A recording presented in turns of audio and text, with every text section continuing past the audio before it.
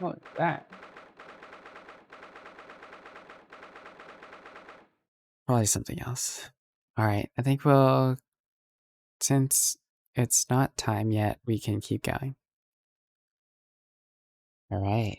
17th April, 12:41 p.m. The Old Bailey Defendant's Antechamber. Gina, how are you holding up? Starting to feel quite warmly towards her despite frequent cold shoulders now. Hello? Hello，你唔使食嘢啊？ Oh, 琴晚都冇食嘢， what? 你琴晚都冇食嘢嘅喎。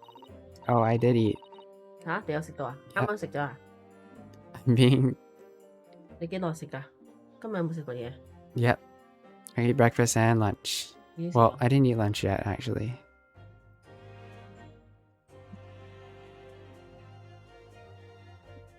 I was taking a temperature, apparently. Alright. Epitome says, chiasm or chiastic structure is when the author communicates using symmetry. Right.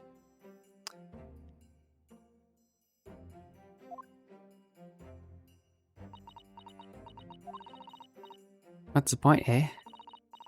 I go into all this trouble and fight so hard for the likes of me. What? Well, you saw it, that picture. What picture? You mean this? The photograph taken by Hurley's red-handed recorder.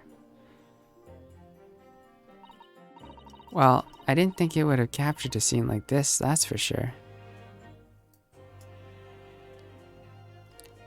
I didn't think I would have captured a scene like this, that's for sure, yeah. It's hopeless. Anyone who sees that's gonna think I did it, ain't they? Well, I don't pretend it wasn't a bit of a shock when the prosecution first presented it to the court. Surely you gotta have your doubts about me now. You can't think I'm still innocent. Of course I can. Jenny, why don't you talk to us? Tell us what really happened that night. Renus cleverly managed to piece together a lot of new information, but still, we'd really like to hear it from you. Alright then. Because after we had that dinner together at your place, right, Iris? We had a chat up in your office, didn't we? Yeah, I remember.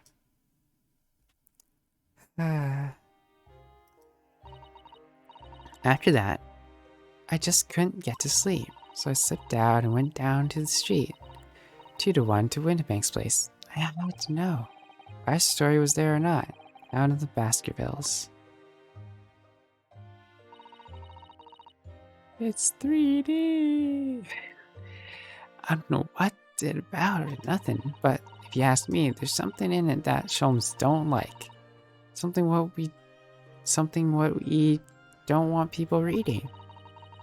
That's why I lied to Iris about sticking it in a lug with Winterbank for safekeeping.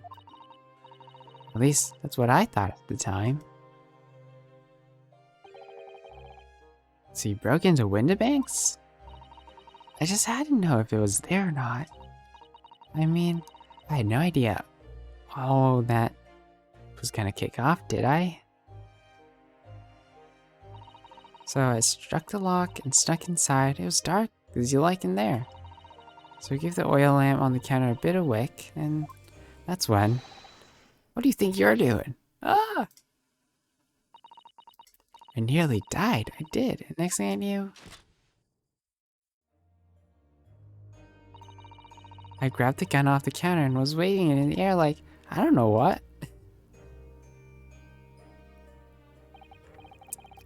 You're the girl who was in here this afternoon. I didn't think pickpockets went in for armed robbery.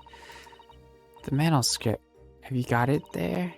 Did Sholmes leave a load of papers with you? A story? Beg your pardon? The Hound? Oh, the something or other. If it's here, I want to see it. I'm sorry, young lady, but I'd sooner die than relinquish an article that belongs to one of my customers. I don't want it. What would I do with it anyway? I just want to see if it's here, that's all. Oh, you want to see it, do you? I don't know if Shom's really ponded here or not. Please, just let me see it and I'll go. Very well then. But for pity's sake, stop waving my gun around, would you?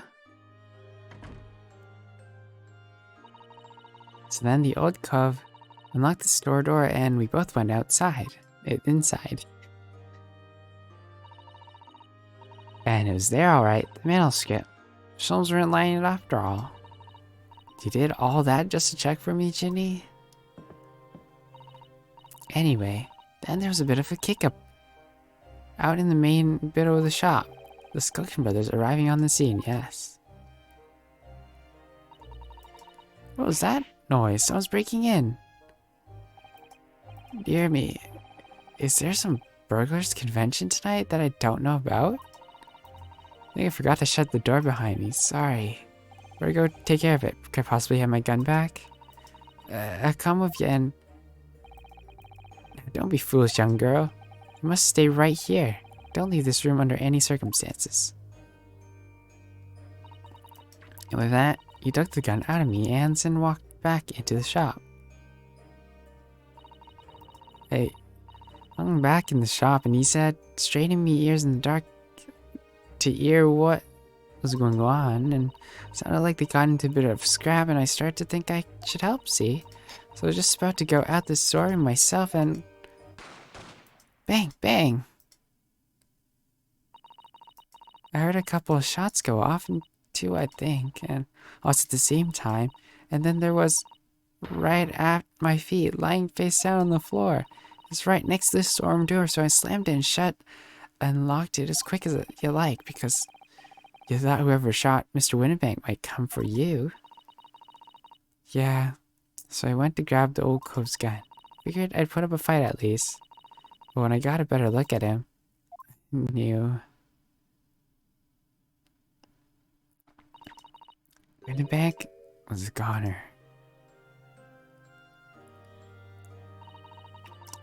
It felt funny in me at all of a sudden, kinda dizzy.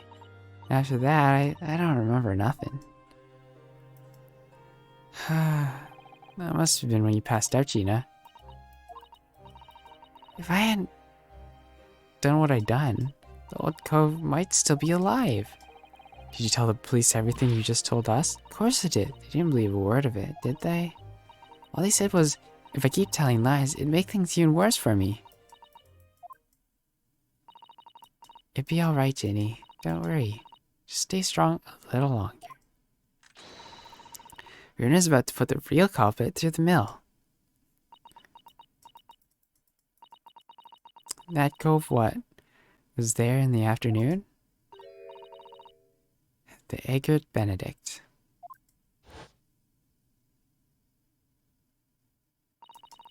I still remember how he looked at me, like I was nothing.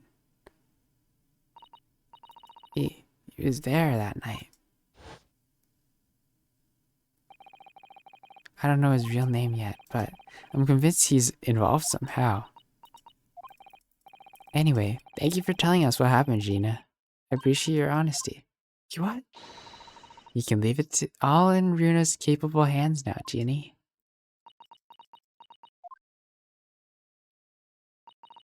Mr. Naruto. Yeah? How come you trust me? I don't get it. I mean, have you forgotten what happened the year before? Come on. It was only 2 months ago. Me, Mr. and McGill did. We told you a whole pack of lies. You got a bog jogger off with him. Even though he was a killer. No, I could never forget that. I did what I thought was best at that time. But the pain of that error judgment doesn't get any easier to bear. Still, don't forget that I also made you a promise. I told you that I'd be on your side to the bitter end, no matter what. But what if I'm lying? You could be working to get another killer off the hook, all you know. I was once in your position, Gina. I was accused in trial. You were? Before I left Japan, I was accused of murder. And strange as it might sound, the circumstances of the crime were pretty condemning. I was sure that no one would believe it wasn't me who'd done it. Oh, Rudo. Well, there's one person who stood up for me, who believed in me, and I was prepared to defend me. My best friend. Ah, this music. Ryunosuke, no one believes in you more than I do. Leave this to me. All you need to do is put your faith in me and I'll do the rest. I was so happy I cried. But even then, somewhere inside me, I couldn't help thinking, surely he doesn't really believe in me. Not completely. But I was wrong. As soon as my trial began, it was obvious that he had an absolute, unwavering belief in me. Do we have an unwavering belief in Christ? I think that's a challenge for us to be sanctified in. And in turn, I developed an absolute, unwavering belief in him. Trust takes some mutual evidence.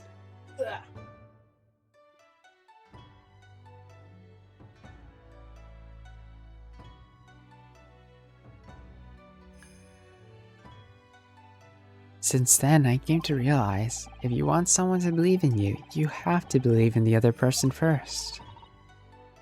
What are you saying? I promise you, Gina, that no matter what happens, I'll keep believing in you. So don't you need to worry. I won't let you down. Even though I'm a diver and a no-good liar, you're not like McGilded. I know that. That's right. You're a friend, Ginny. Iris. We know you're better than you think. Like the Calvinist in me would be like, a wretched sinner. We come to the conclusion that you're someone we can trust. That really is all we need to know. Exactly. Mr. Naruto, I...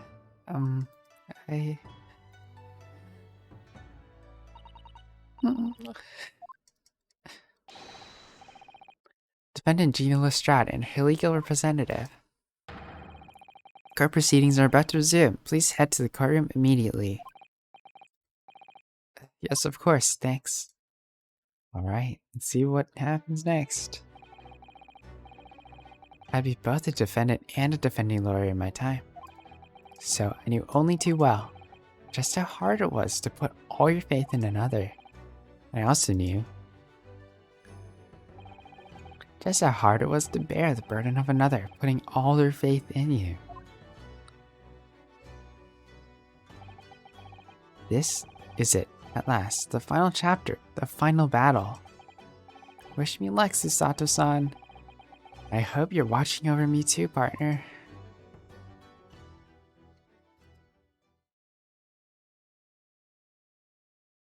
Alright. 17th April, 1:41 p.m., the Old Bailey courtroom.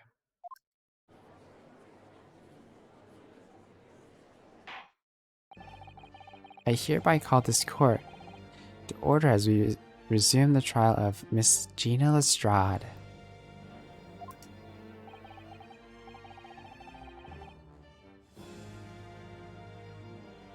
Lord Zykes, have you successfully subpoenaed the witness?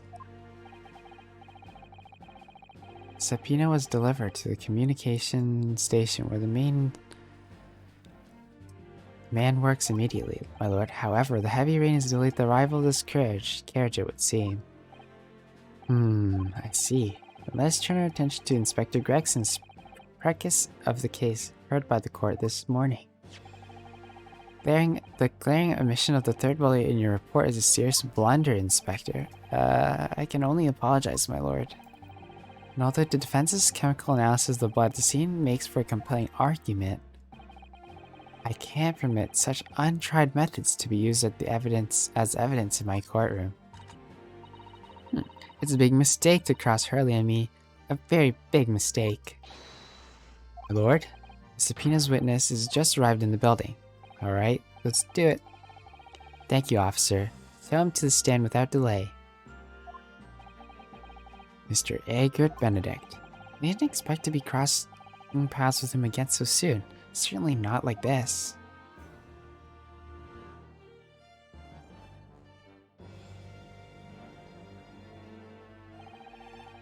Thank you for complying with the court subpoena at such short notice, sir. But of course, my lord, an upstanding member of London society, it is my pleasure to oblige. Now, kindly state your name and occupation for the record. Ashley Grayson, Communications Officer. Mr. Graydon, and I work at London Central Communications Station. Now, perhaps somebody would kindly explain what all this is about? You were apprised of the situation by the court officer on your way here, I presume? Yes, I was. Something to do with the murder that took place at the pawnbrokers on Baker Street? Some nonsense about me having been there on the night in question? That is the accusation, indeed. This is really beyond a joke, you know. Very well. Without further delay, the court will hear your testimony now. Mr. Graydon, you will respond to the accusation made against you under oath.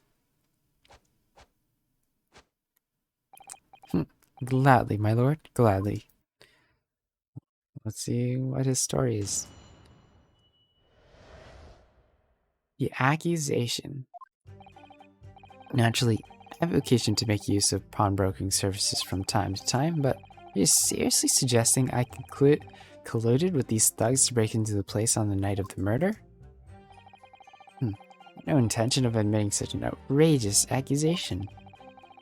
Even if certain parties were present to claim that my blood was found at the scene, some scaramouche detective's homebrew tincture can hardly be taken as serious evidence. That's gonna be easily knocked out of the way. So you deny the accusation completely, do you? I must say, I'm dismayed. If the highest court in the land would be swayed by this self-professed detective's toy. It was the will of the jury, and our great British justice system demands that the jury's will is upheld. Then it would seem we have the misfortune of a most inept assembly of jurors today. By golly! How long am I expected to be detained here? If following the defense's cross-examination your involvement in this matter has not been established, you will be free to leave immediately. Good. Then I shall be away in time for afternoon tea. Some small consolation at least. That does not hold up Mr. Graydon any longer than necessary. Counsel, proceed with the cross-examination. Alright, let's do it. So we meet again, Mr. Egbert Benedict. Or is it Mr. Graydon? My apologies, you are Ryunosuke Naruhodo, defense lawyer. We've met. If you say so, Ashley Graydon. Enchanté. So, I trust we can conclude this quickly. I'm not holding your flesh yet while we do. Why were you holding his hand in the first place?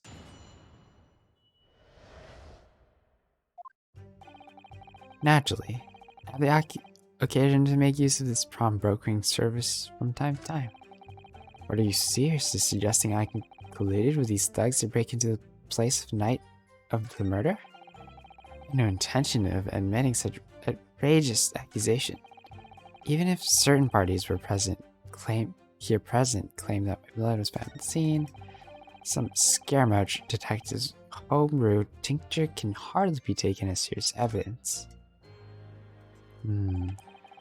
That's all he's gonna say on the matter, is it? What do you think, Bruno? Oh, what do you think, Bruno? I think he's no intention of telling us anything. He's well aware that the less he says, the less chance he is giving away himself. Makes sense. The complete opposite of Riley then. He seems to think the more he says, the better. I need to find a way of getting more information out of this man somehow, but compared to the bungling burglars beside him, he seems as innocent as a child. Or perhaps the Skulkin brothers might be the key here. Oh? Remember, if you don't prove this witness has some connection to the incidents here, he's free to leave. I know. I can't let that happen. Listen, let's listen to the statements again, see if there's a way to make one of them tell us more. Okay, let's press everything, I guess. Hold it. We even met in the very pawnbrokery here and the crime took place on the afternoon of the day in question. Though, of course, you introduced yourself by a different name at the time. It's Mr. Egbert Benedict, I believe. Tell me, what made you? The witness is here to testify with the events that took place that night. He is under no obligation to answer such unrelated questions. You can't be serious. Thank you. Because I certainly don't feel inclined to answer such an inappropriate question. So he's going to be evasive, is he? And never not to give anything away. This could be tricky.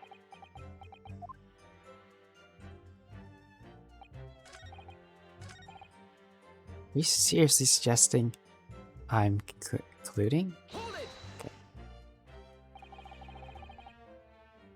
Have you seen these two men before? This pair? No, I don't associate with criminals. Except by men who introduced himself as Egbert Benedict. I'd like to know who I have to thank for this. Who made this outlandish accusation against me? Young lawyer there in the black. This is a farce. Huh. Whose idea was it to permit an outsider to work in a British court anyway? Well, needless to say, I have no intention of admitting to such an outrageous accusation. Yeah? How come? Where were you at around 1 in the morning on the night in question, sir? And past the hour at which I would normally retire. Certainly. I was not in the company of these rapscallions. You're able to prove that? Objection! Objection? Listen carefully, my learned Nipponese friend, for you appear to be under a gross misapprehension on this point. What do you mean? The witness maintains he was not at the scene of the crime. There's no obligation to prove his absence. Your accusation is that the witness was present at the scene. The obligation it lies with you to prove your assertion.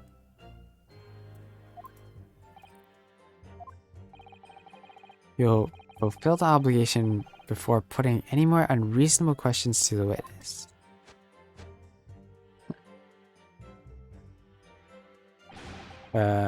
Silent victory wiggle? Thanks. Even if certain parties were present claim that my blood was found. Okay. Blood was found at the scene of the crime. There's no question of that. Mr. Sholmes' chemical analysis was positively identified the substance as such. But I'm not the only human to have blood running through my veins, am I? How can you be sure that blood is mine? It could equally be the blood of one of these two miscreants. Every individual's blood has slightly different composition, it seems. Mr. Sholmes' chemical is able to differentiate between... Spare me this science lesson. Who is this Sholmes character anyway? Oh, I assumed all Londoners would know the name. He's, well, a renowned detective. So even you are unable to bring yourself to say, great detective? A great detective, you say? Now, where in the realm of fairy tales are we? Let's pursue, no?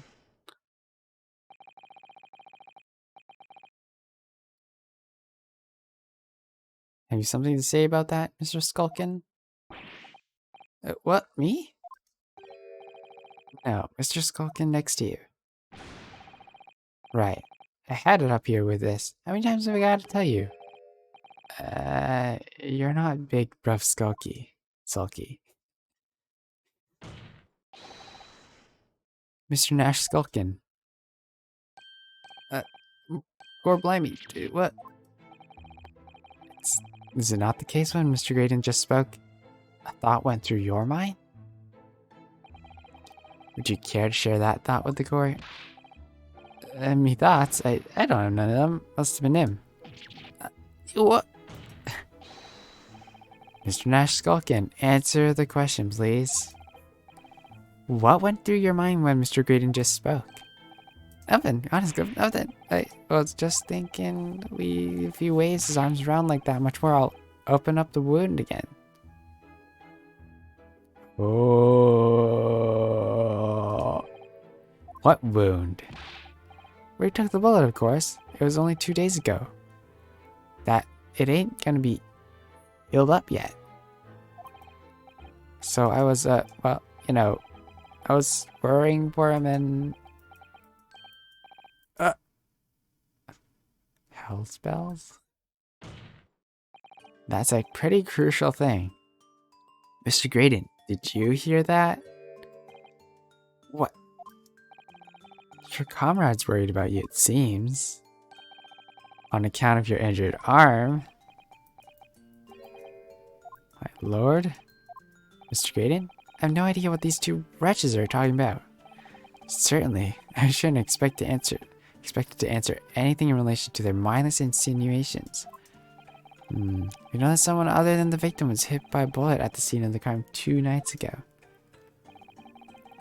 And from the height of the bullet hole in the wall, that person was likely hit in the upper arm or thereabouts. Hey Sean the Gamer, welcome. Alright, have a good stream. Perhaps you should allow the court official to examine your arm, sir.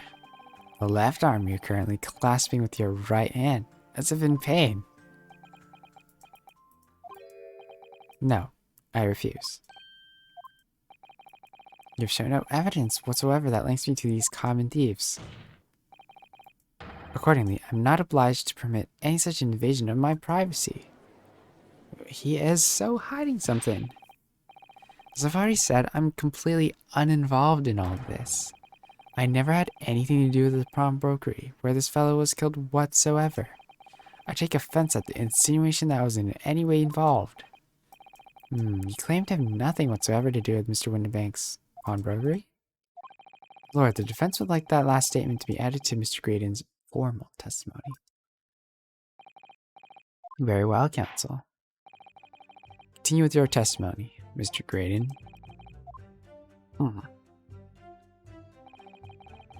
Bottom line is, I've never had anything to do with the thingy where they killed. Never had anything to do with it? You forget that I was there, Mr. Graydon, on the very afternoon of the incident. Obviously, I'm not a complete stranger to the pawnbrokers.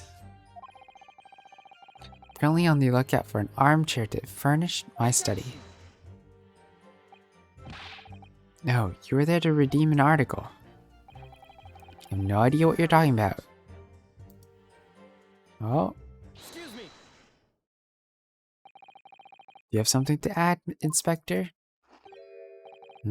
Come again, Sunshine? You were there too, in fact, weren't you, Inspector, that afternoon? Well, yes, I do remember meeting yourself and the pawnbrokers that afternoon. You and your young Japanese assistant, and the accused are all present, as I recall. And at that time, this witness, Mr. Graydon, was trying to acquire a particular article. Well now, I'm afraid I don't remember too clearly.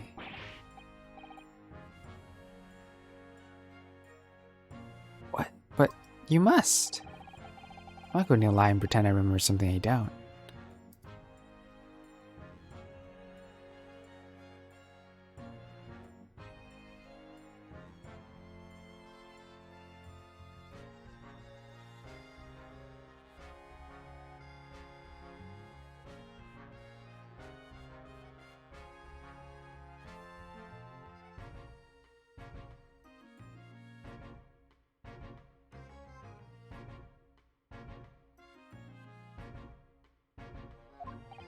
Alright, what's going on here? Gracie showed us a picture before, didn't he? You know, from the cameras that Hurley installed out in Winterbanks? Of course. Indeed, and the gentleman's picture bears a striking resemblance to a witness, I might say. Exactly, which proves Mr. Graydon was in the shop in the afternoon in question. At no point have I denied that fact. Hmm? I merely entered the shop to peruse the articles on sale and have a word with the broker. Nothing more. This makes no sense. I understand why Mr. Graydon might be trying to cover his tracks. But why would Gregson be avoiding giving testimony about what happened? That's all he's gonna say on the matter, is it? What do you think, Bruno? Well, it's where he's saying, yep, he's not giving away much.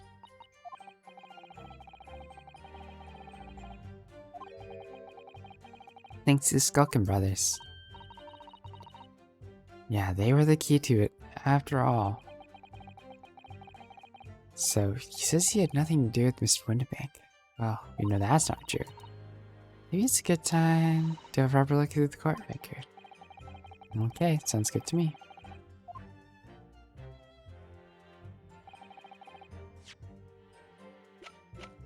We got this.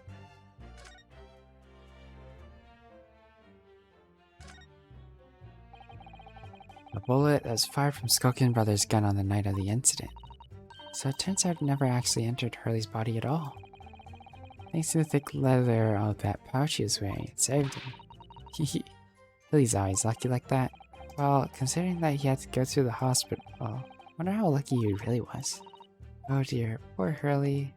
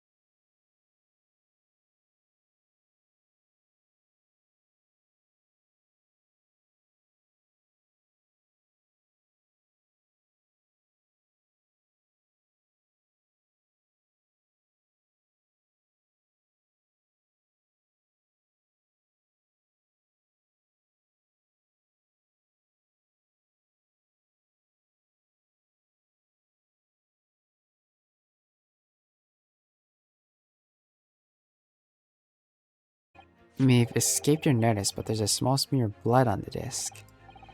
Yes, recruiting resulting from an abrasion of the thumb, perhaps. Maybe he can show us some. The surface of the disc is covered in hundreds of tiny metal bumps. And in the skirmish to acquire the disc, the thumb of the person who tried to take it suffered minor lacerations. So, while the disc bears the remnants of that skirmish in the form of the spear of blood, the thumb of the person in question must bear the remnants also in the form of a scratch. Good gracious, indeed it must. Oh, I dropped 30% of my frames. Crazy. Mr. Graydon? You refuse to allow the court officers to examine your arm before? Are you going to refuse to allow us to examine your thumb? Because I have no doubt that it bears a small scratch consistent with the smear of blood on this disc. Well, well. You would seem I underestimated you. What's that meaning of this? You admit it now? You admit you have a scratch on your thumb from when you attempted to take the disc from the defendant? Ooh. Order well, Mr. Graydon? It would appear there has been something of a misunderstanding here. I did not attempt to take the disc, as you put it. No, quite the reverse. What are you trying to say? It really is quite simple, you see. The disc was mine, from the outset. Is there some crime in taking an item you own out from the pawn? It would seem, Mr. Graydon, that in this piece of evidence, my learned friend has established a link between yourself and the incident. Accordingly, you will tell the court everything you know about this disc now. As you wish, though I'm quite sure it has nothing whatsoever to do with the pawnbroker's murder.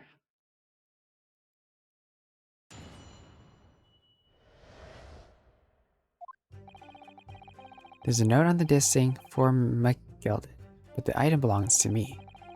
Redemption ticket was stolen from me by the accused, that filthy gutterling on the day in question. I proceeded at once to the shop in order to explain my situation and redeem my article. In the end, of course, the disc was taken by the police. In other words, I had absolutely no reason to break into the shop later that same night. Mm-hmm. Did I hear you correctly, sir? McGilded, you say? The famous London philanthropist? Who perished in this very courtroom 2 months ago after being acquitted of a distinctly messy murder? Yes, my lord. The one and the same. Mr. Graydon, are you saying that Mr. McGilded and yourself were acquainted? Yes, that's correct.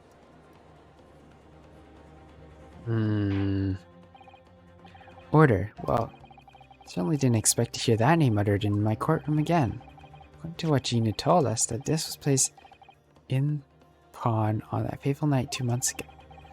Mr. McGilded himself gave instructions to deposit at Windibank's. It's funny that Mr. Graydon here is claiming that this belongs to him then, isn't it? In all likelihood, he's lying. So he appeared that afternoon at Windibank's in order to get his hands on Mr. McGilded's disc for some reason. Counsel, you'll commence your cross-examination, please.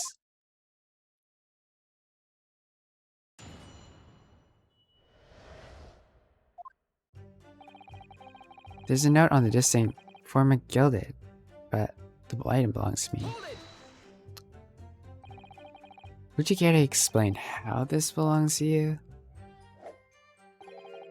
As you will observe, a communications officer such as myself commands a fine salary. You are addressed that way. So you see, I have little need to make use of the services provided by the pawnbrokery trade. However, I did once find myself in difficulties having misplaced my purse was on an errand. Which is why I pawned my fine black overcoat to the broker in question. You claim that was your overcoat? Obviously, in my haste I clean forgot that the music box disc was in its pocket. And yet, there's a note on it that reads, "For McGilded." I'm a collector of rare and unusual music box music. I first met Mr. McGilded at the Gentlemen's Club in the city, and was interested to discover that he shared my penchant in that area. So, the disc in question, it's a pre-production sample. I promised to let Mr. McGilded hear it. But then you forgot that it was in the pocket of the overcoat you were forced to pawn? Exactly. Gina didn't mention any of that in her testimony 2 months ago, did she? Because McGilded had threatened her to keep her mouth shut, which means that if we dig too deeply here, it's going to expose Gina's perjury. Uh-oh. Oh dear, this is complicated, isn't it? Let's leave it alone for the time being. The redemption ticket was stolen from me by the accused, that filthy gutterling, on the day in question.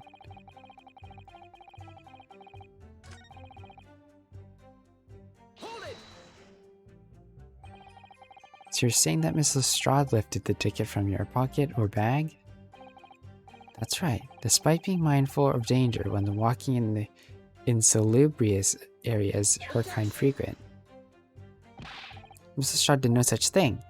Well, of course you would take that stance. The girl's a regular offender.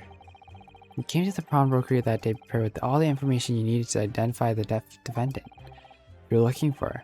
That's what brought you to Windibanks. To get your hands on Mr. McGilda's disc. My learned friend, it's a veritable font of nonsense. Nonsense? I concur with the prosecution. Counsel, you will refrain from conjecturing in this way. Is that clear? Yes, my lord. Now continue my testimony for what possible use it can be. Alright. He proceeded at once in order to explain my situation in reading the article. Okay. Had you ever been to Windibanks before? Only once, for the purposes of pawning something. But, like many, I enjoyed browsing in such establishments. So when you noticed that the pickpocket had taken your ticket, you chased after her, is that right? Yeah, that's right. I didn't notice it at first, but such is the art of the pickpurse. But when I did, I headed to the pawnbrokery at once in order to reclaim my coat before the thief could. I was merely trying to recover what was rightfully mine in the first place. He can say what he likes, but he knows he has no evidence to contradict him on this. In the end, of course, the disc was taken by the police.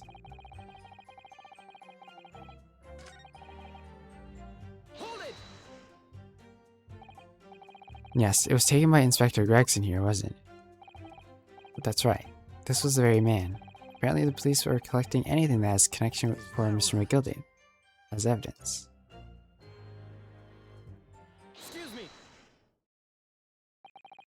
Something wrong, Inspector? What do you mean? The last remark Mr. Graydon made his testimony seem to trouble you in some way. No, it didn't. It's nothing. Leave it alone. Let me ask you this, Inspector. Why is Scotland Yard gathering Mr. McGilden's possessions? Can't tell you something like that, Sunshine. What is it, Inspector? Investigative secrets? Yes, exactly. You should know about that. Magnus McGilded, who died so unexpectedly after this trial 2 months ago. A man renowned through the capital for his great contributions to public life, yet he had a dark side too. Where are you going with this, Von Zykes? The supposed police are dealing with the aftermath of his nefarious activities, are they? That's enough. Coppers like me have duties to carry out that are not at liberty to talk about. All you need to know. Duties conferred by Lord Strongheart, I presume? Lord Chief Justice appears to have great faith in you, Inspector. The bottom line is, if you want to get more out of me, you're gonna need Lord Strongheart's paw print first. What's all this about? It's like there's something going on between Gregson and Lord Van Zykes here. Well, it would appear that the Inspector has revealed all he has liberty to reveal. Mr. Graydon, let's return to your testimony. Gladly, my lord. In other words, I had absolutely no reason to break into the shop later the same night. Okay, we didn't...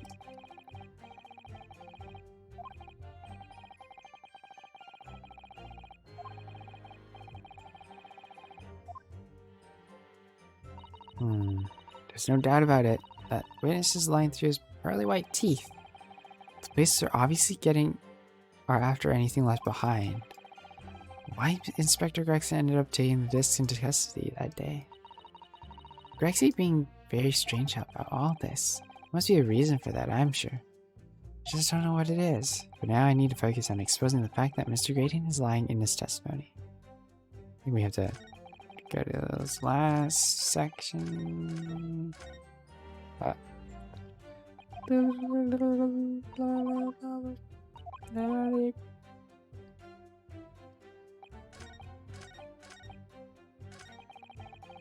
And then price. But perhaps you'd seen something of value among the forfeited items. No, not at all. Oh? A valuer is brought in the police to assess everything in the shop. Without exception, every article on the shelves was common or garden bric-a-brac. In that case, it's clear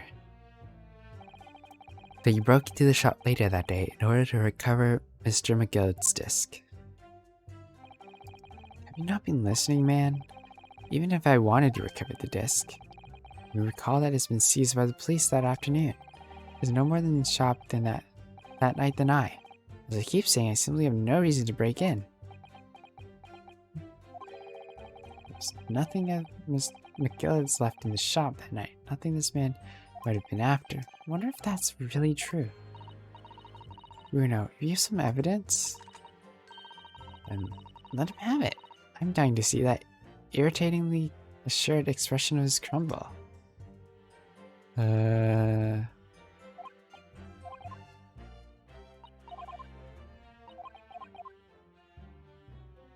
And so, probably...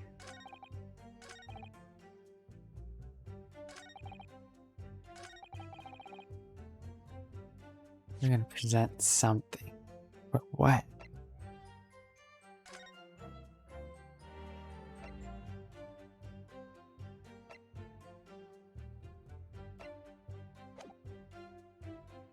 We have that.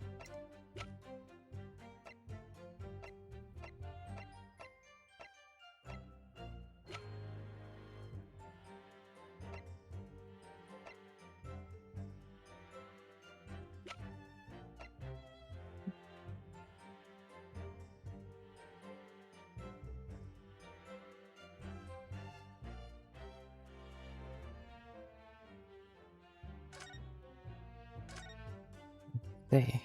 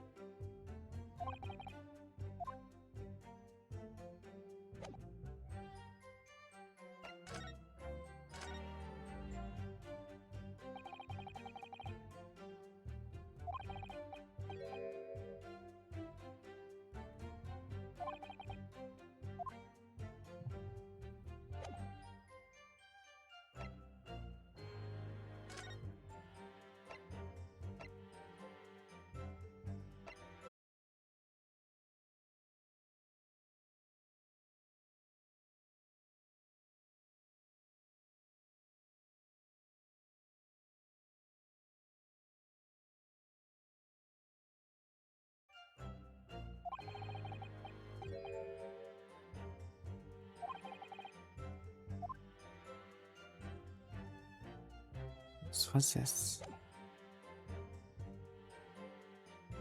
Victim would have been Masons. Small box. Gentleman's coat.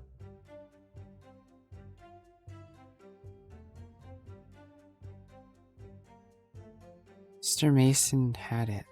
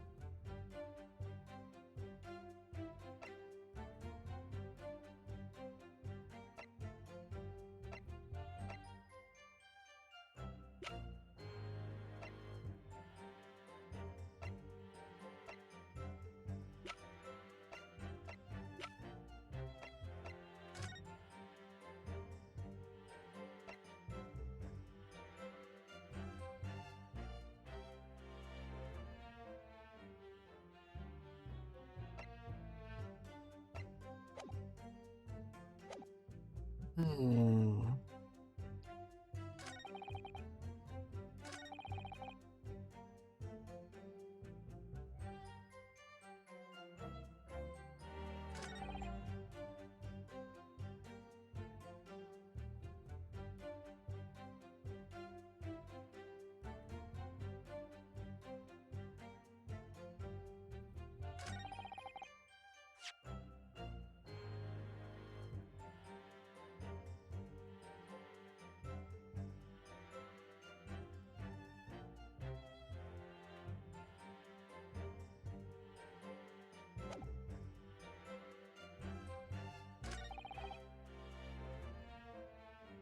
Hold it!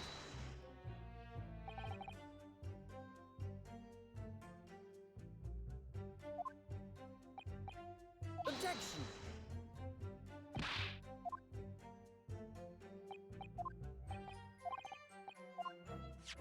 Objection!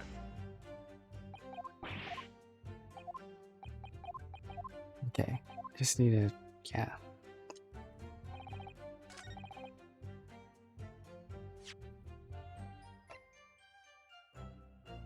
Objection! Nope. Ah, you don't have it right. Not sure.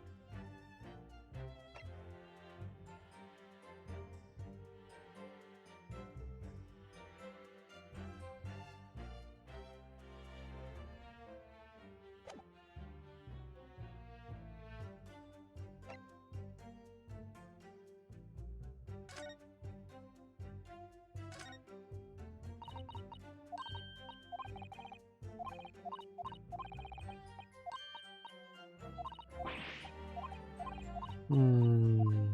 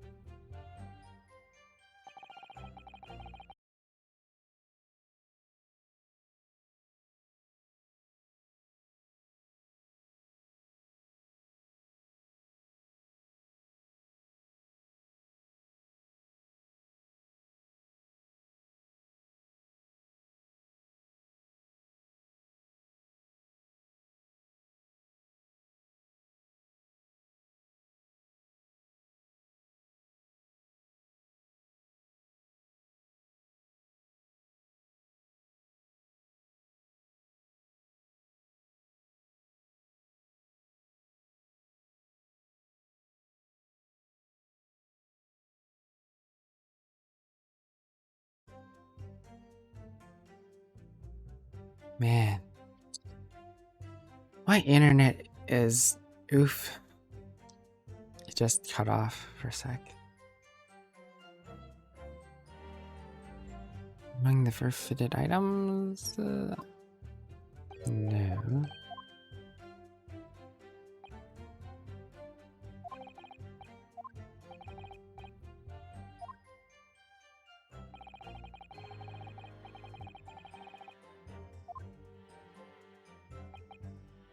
Maybe he wanted to kill Mr. Windibank?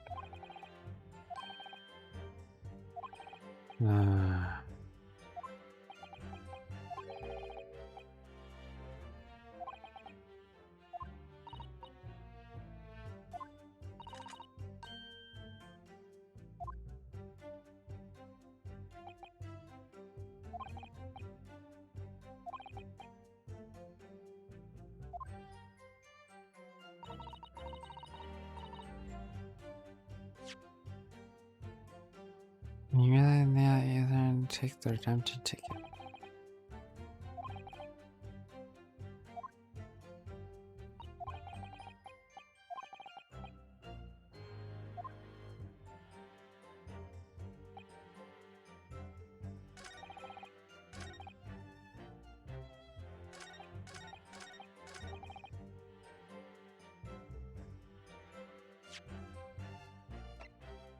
How do you pick this?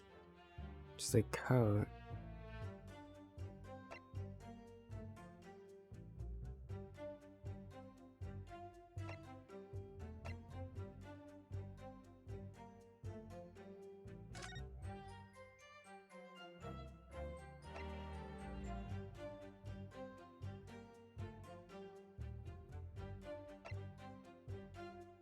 Maybe he needed the fourth witness.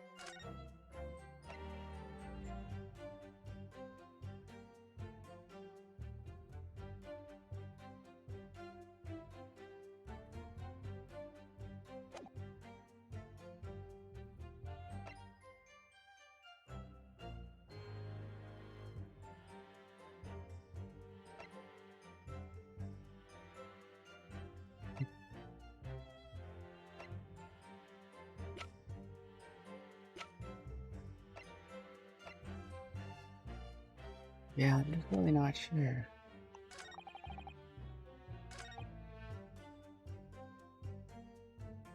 Hold it! Into windbags.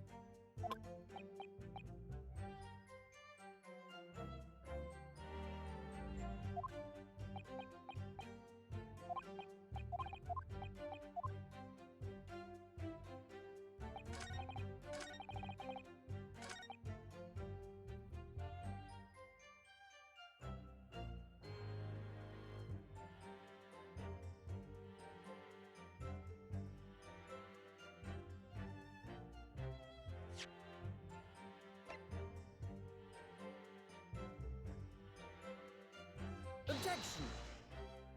Nope. How am I supposed to do it?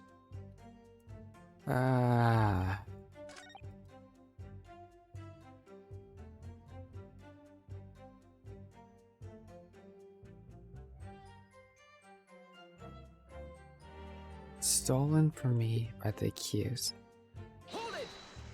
How does she prove that? So you're saying she lifted it from... That's Objection! right. Okay.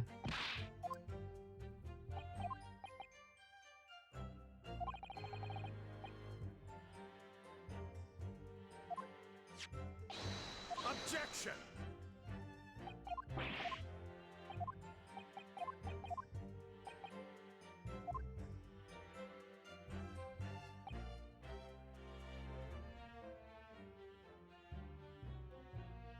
Hold it!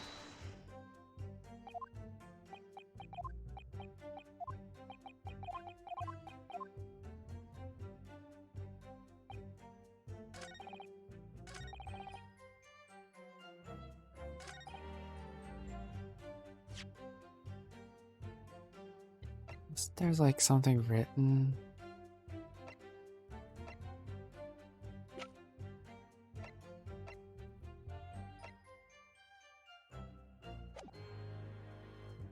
Uh, Hold it!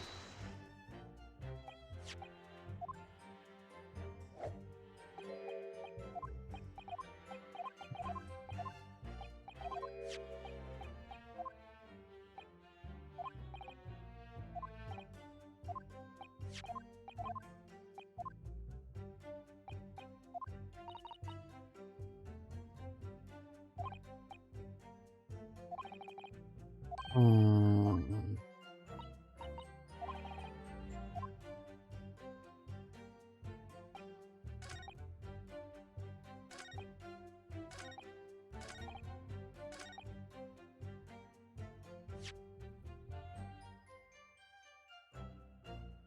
Talk later.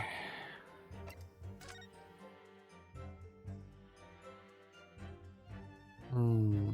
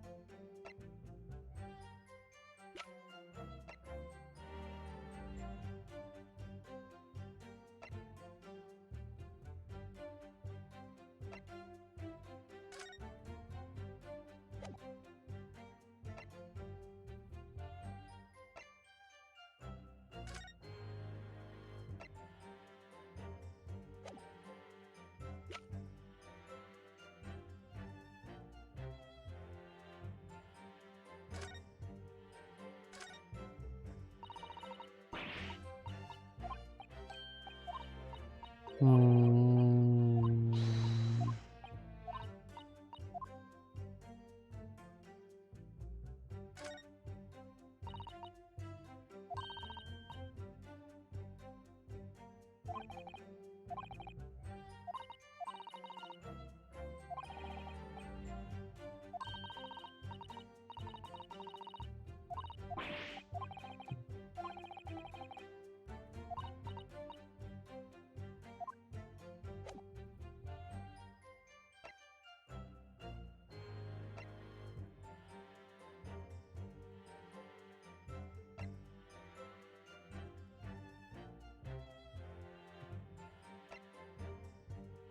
Objection!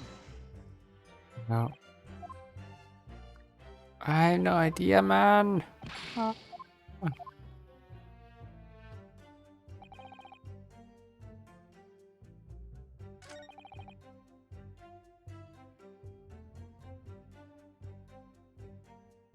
it!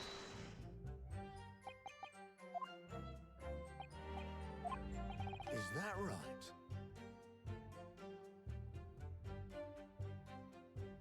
Excuse me!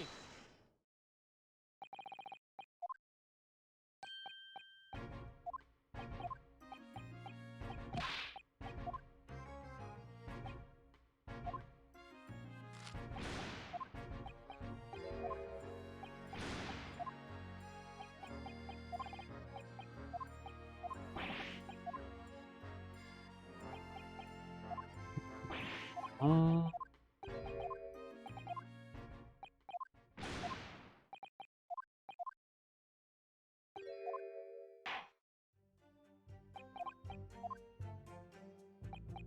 okay, let's just do it without making him. Hold it! Okay.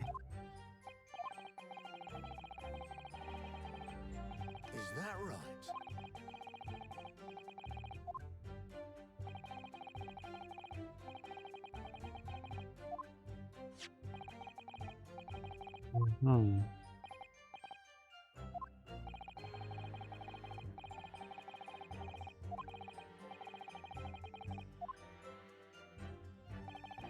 Not something you'll be aware of.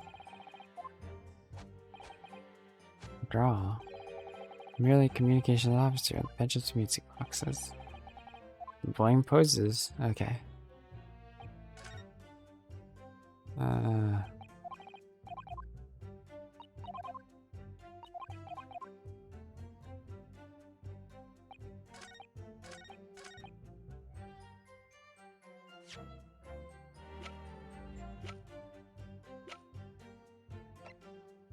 Objection! Well, bye-bye.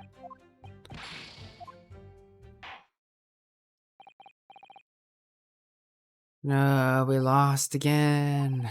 Rip.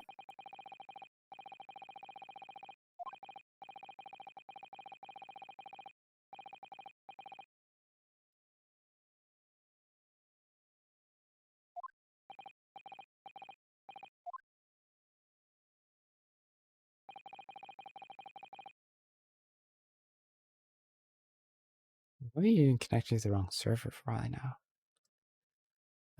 Guilty. Guilty. Alright, Guilty. skip all this. Guilty. Guilty. Guilty. The audacity.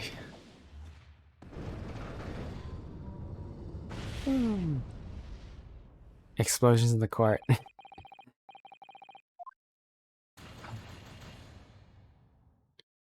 don't know how to get further.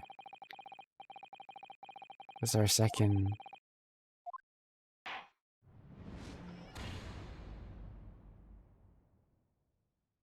Retry from the scene.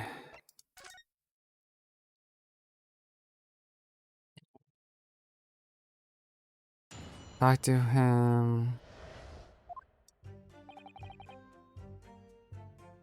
Hold it! Heard him. Explain. Observe. Yes. Yes. Yes. Yes. Yes. Yes.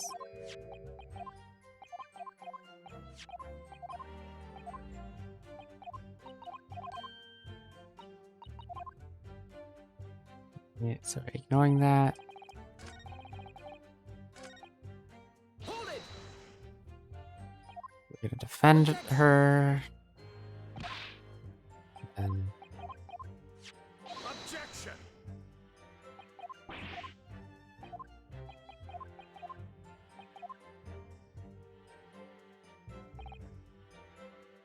Hold it! yeah, he says he's been there.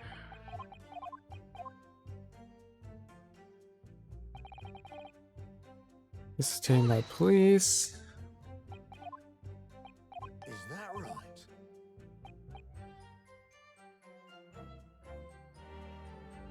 Excuse me. We get Gregson to explain some stuff.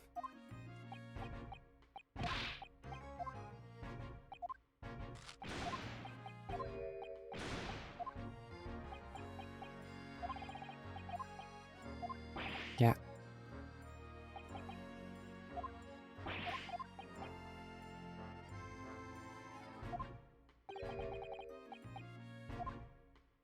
Hmm. We get strong hearts, paw print. Yeah.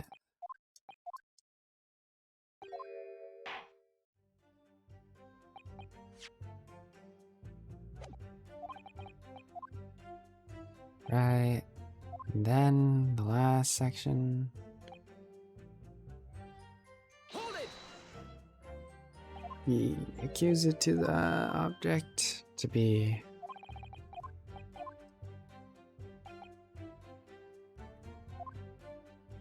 Ms. McGill just already with the police. Hmm.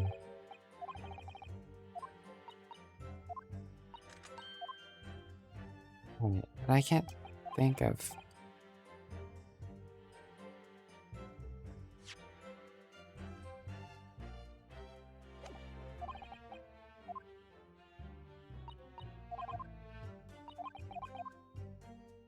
So,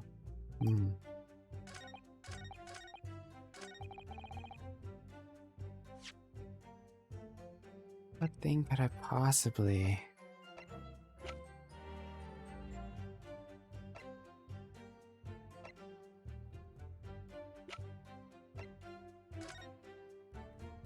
Look at this. That's fine.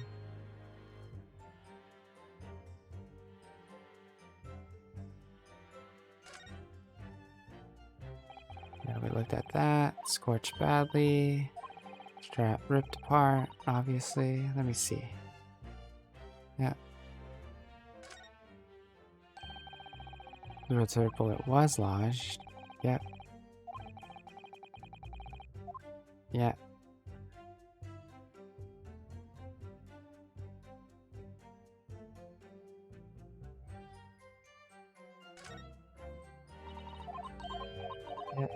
Yep. Okay. We have to look through that pretty fully. Clicked on that. It opens up. Right.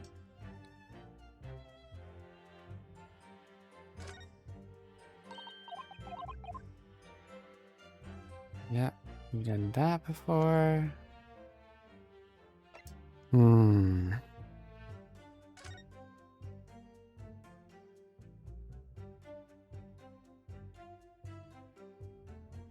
mean, he could let him see all the things.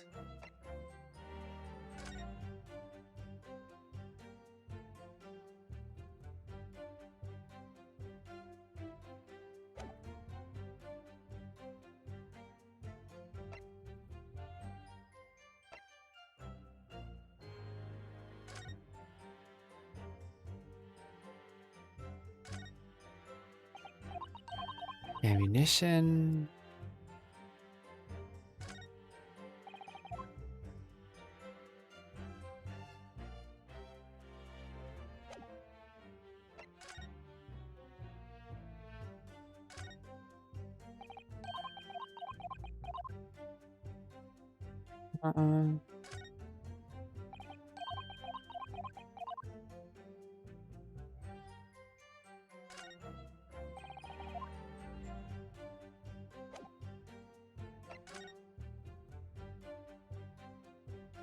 Hey, Sir Vanilla. Good to see you. Welcome to the first time my stream, where my stream crashed multiple times today. I hope you're doing well. What are you up to? Right now, a lot of things in my home network had broken. Couldn't get my camera to work. Yeah, there's a lot of weird stuff going on. We're just playing some Great Ace Chronicles where... Ooh, re-downloading Call of the Wild. They crashed. Oof, that's the worst. Yeah, I had this game and something else crash today. It was because of streaming. Yeah, I love that game. We're trying to find out why a contradiction of him having a reason to break into the shop late at the same night.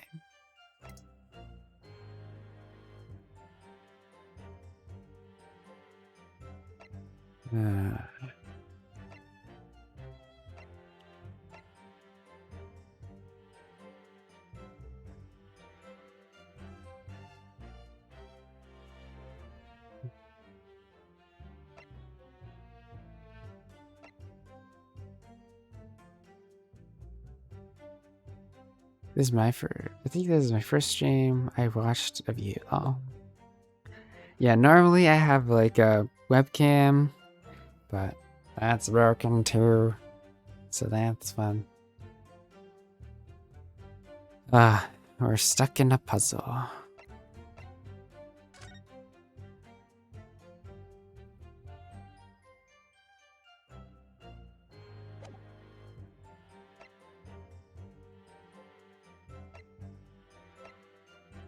Have you ever played any of these types of games?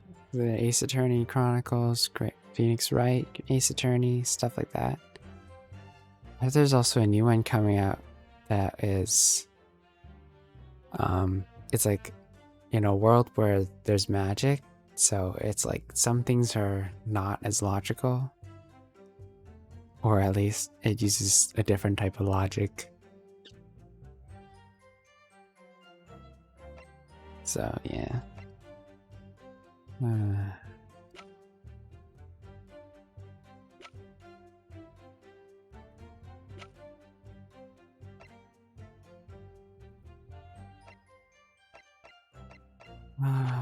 Not really sure.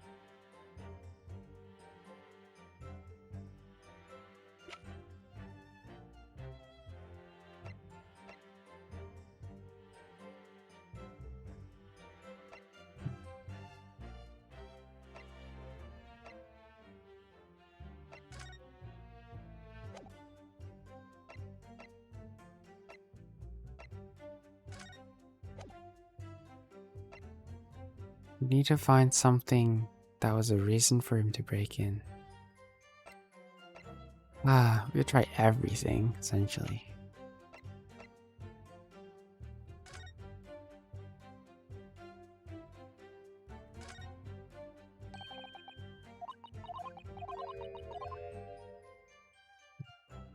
Oh, my eyes. The sunlight is hitting my eyes. And you wouldn't know.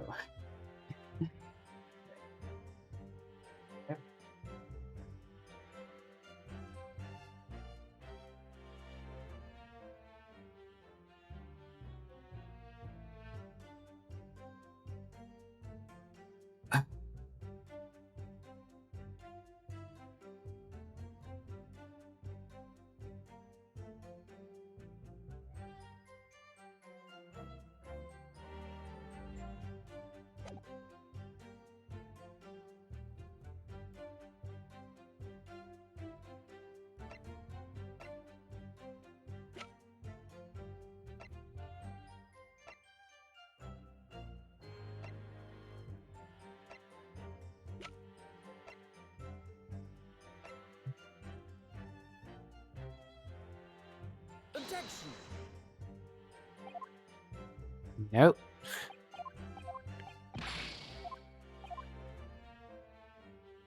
Wow.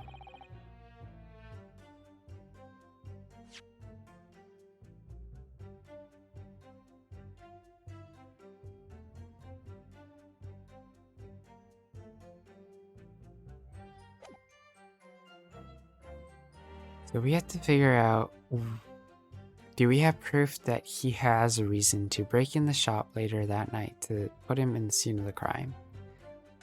That's the question.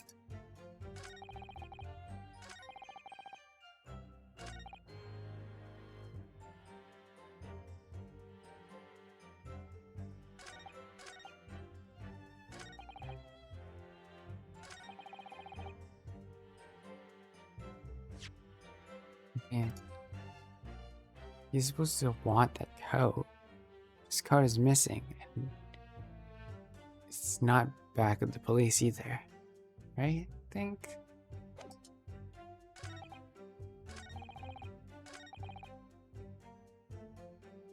Hold it!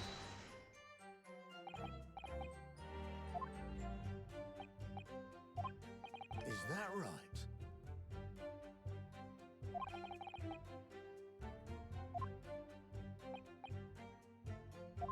Uh,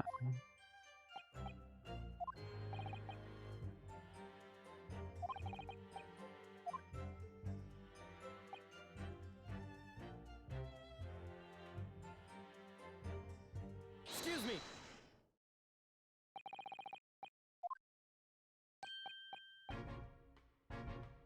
I got a mouse near the size of a quarter, but a computer mouse. That sounds really tiny.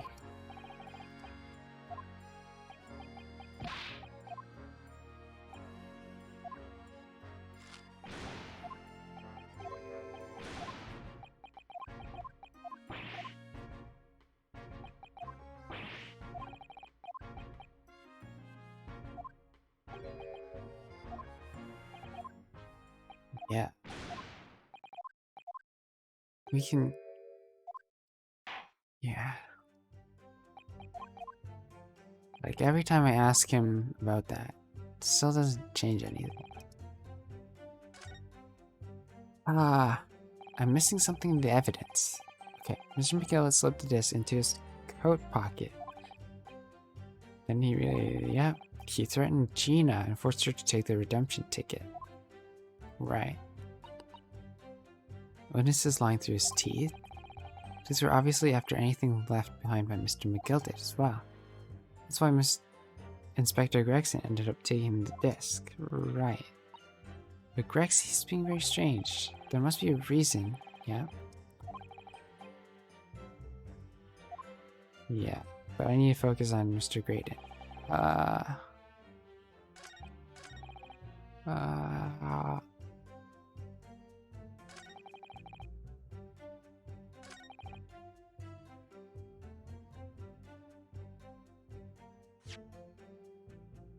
He did have a reason, but I don't know what it is. I could point to this, but that doesn't mean anything to me. He came in because of the bullet? Doesn't make sense. Also, Servanilla says, also got a mouse pad saying Glorious PC Gaming Master Race. And then... Did you share that with the Aftermid Discord?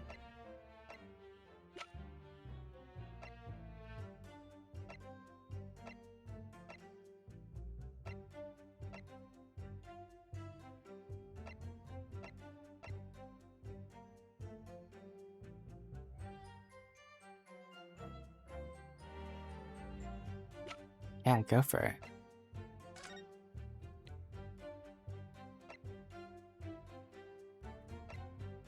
Okay, so victim found deceased minute about a day after a stab wound. Right. Then McGill assured the 3 eyewitness testimonies. There's a 4th with insufficient evidence.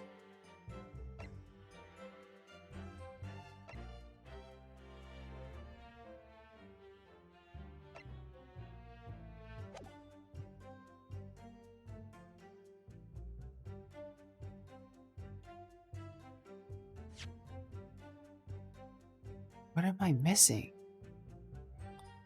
Okay, let me check.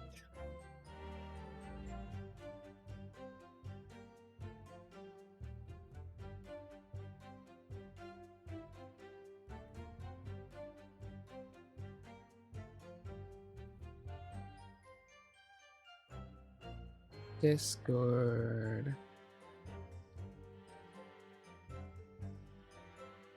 Where'd you put it?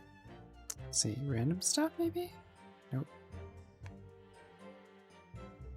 Out of, nope. Photography maybe?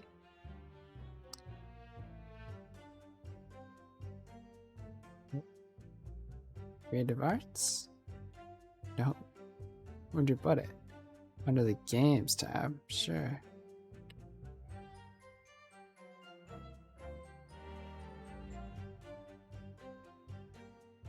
That's a tiny mouse. Oh wow. Yeah.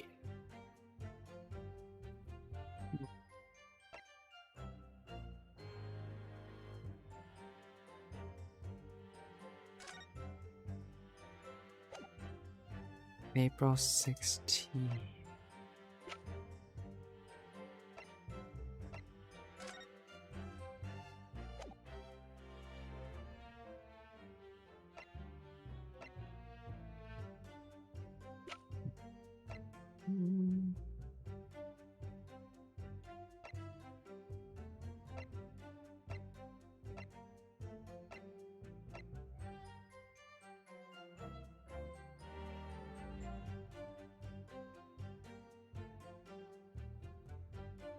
Objection! Well, we got something, I guess. Lucky guess? Bad. Alright. This disc was deposited at Windbanks on Magnus McGilda's instruction. You knew that, and you went there with the intention of obtaining for yourself. Uh-huh. Good doctor again? And in any case, the disc was taken into custody by the police in the afternoon. Witness has no reason to visit the pawnbroker again that night. Objection! Actually... Sorry, my learned friend, but that's not true. What? Mr. McGill had another article in Pawn at the Windbanks. As this second pawnbroker's ticket proves. Triple objections, let's go. Yep.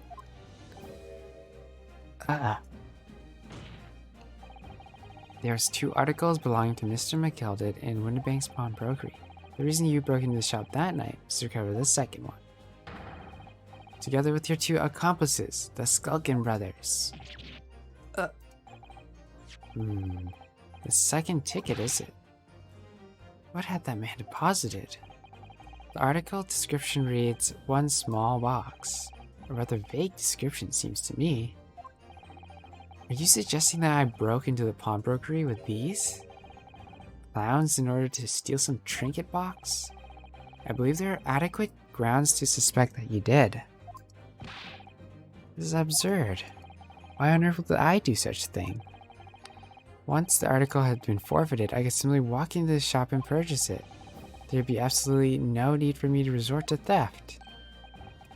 That's a good point. Indeed. Witness makes a solid argument.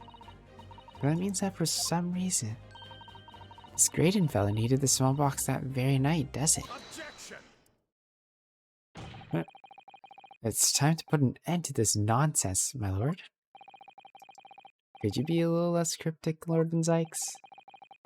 I do hate to ruin my learned friend's argument, but the truth is quite incontrovertible. On the night in question, no small box was taken from Winterbank's pawnbrokery. And rest assured, the prosecution can prove it. What? Uh-oh. Good gracious. Inspector, show the photographic prints to the court, if you please. Yes, sir. What prints? These prints were taken from one of the detective's security cameras. Ah, Curly's red-handed recorders again. As previously explained with this plan of the shop layout, the victim's establishment was furnished with automatic cameras in 2 locations. One was set to capture the counter where Mr. Winterbank received his customers. The other was set to capture the shelves on which the articles were placed on sale once forfeited. So according to the information on this ticket, McGilliard's small box had been forfeited already, 2 days before the incident at 9 on 13th April to be precise. Which means it could have been on the shelves of the forfeited items in the shop front. Now, whatever we have here is a print taken from one of the cameras about 2 hours before the incident. That's 11 p.m. on 15 April. Ooh, we have new evidence. Nice. The victim certainly had a very full shop, it would appear. And then you have another print. Ta-da! This one was taken about 2 hours after the incident. I see, so we have 2 pictures to compare. Looks like nothing's moved. But there probably is. But I must say placing them side by side leaves me cold. Dear me, that's starting to make my head ache. Obviously, at Scotland Yard we consider theft as one possible motive in this case, so we explore the possibility that something had been taken in addition to the victim's life. So you might have already compared the 2 prints thoroughly, Inspector? No problem. Let's chat in a bit. Yes, sir. We counted every single item in these 2 photographic prints. And the Yard's conclusion is that exactly the same number of items are present in both. Actually, in other words, nothing was taken from the pawnbrokery on the night in question. They just count items, though? That's weird. I think there's a flaw in that. Okay, hold on. Can you have my eyes follow my cursor or something?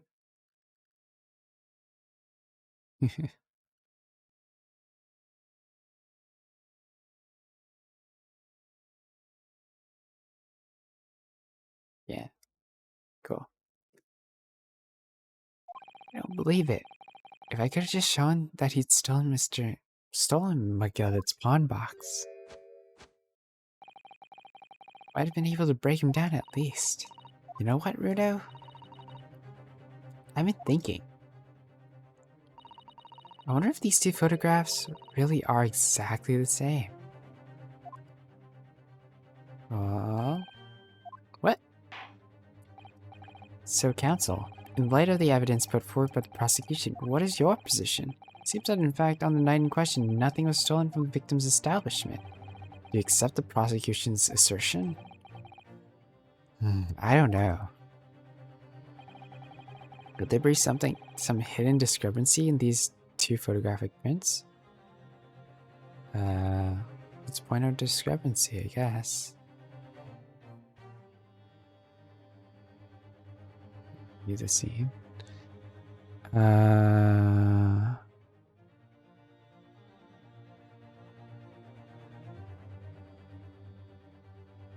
The lamp, there's that.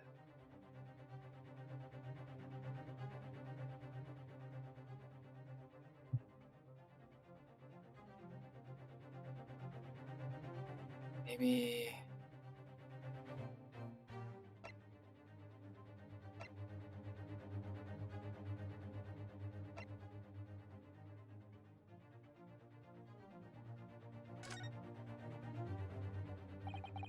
Before giving my answer, my lord, I'd like to try something if I may. Okay, I guess we're trying to use like a piece of evidence to check out the two photographs, maybe? Alright. Let's look through the stereoscope. Take that! I'd like to use this device, my lord, to view the two prints stereoscopically. You caught the bug at last. You can't resist it, can you? You got the cross-eyed compulsion. So we're gonna try to see it in 3D. Alright, let's put the pictures in place and see what this wonderful contraption shows us. Okay, we're merging the photos. Here we go. Whoa. Oh, we highlighted something. I wasn't sure at first, but there's a clear discrepancy between these two prints. What? You must identify the location in question for the court, counsel. Oh, I'm just gonna click it, right? Take that! Granted, these two prints are almost identical. However, there's one minor discrepancy between them. What? See, this thing, it moved.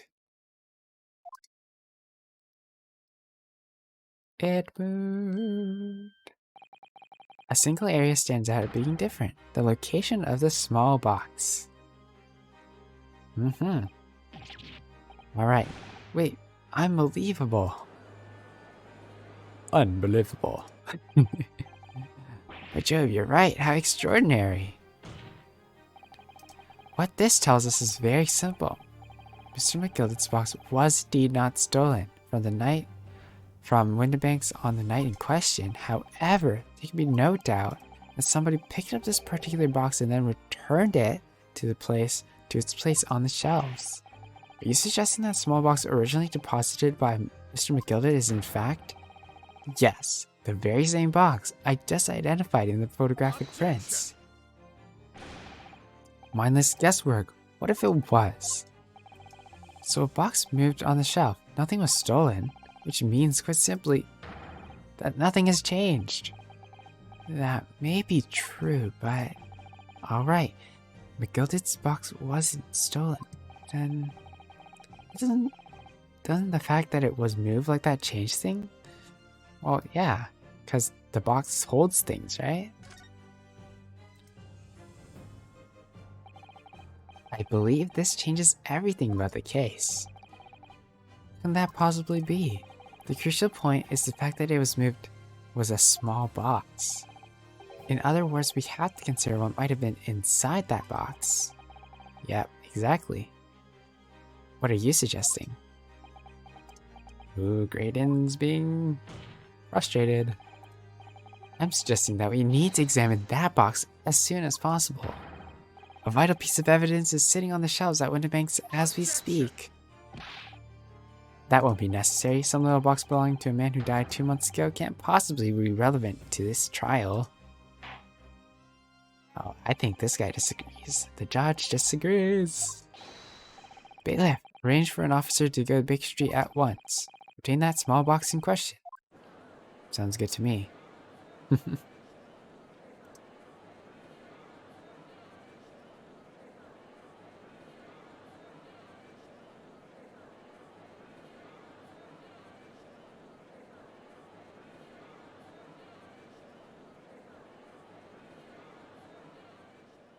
The tension is real.